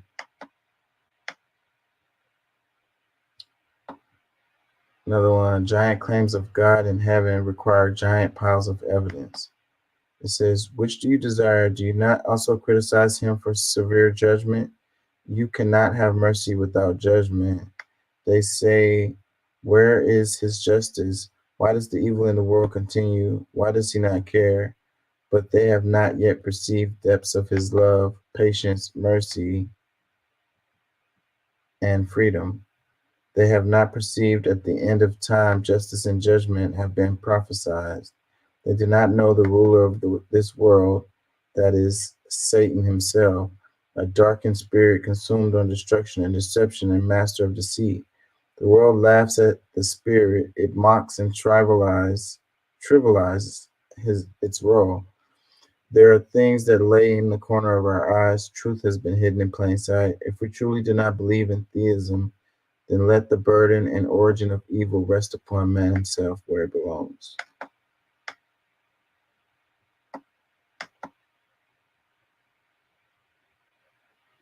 It says, it's a test, is what I usually hear. I think that's a good spot to end on.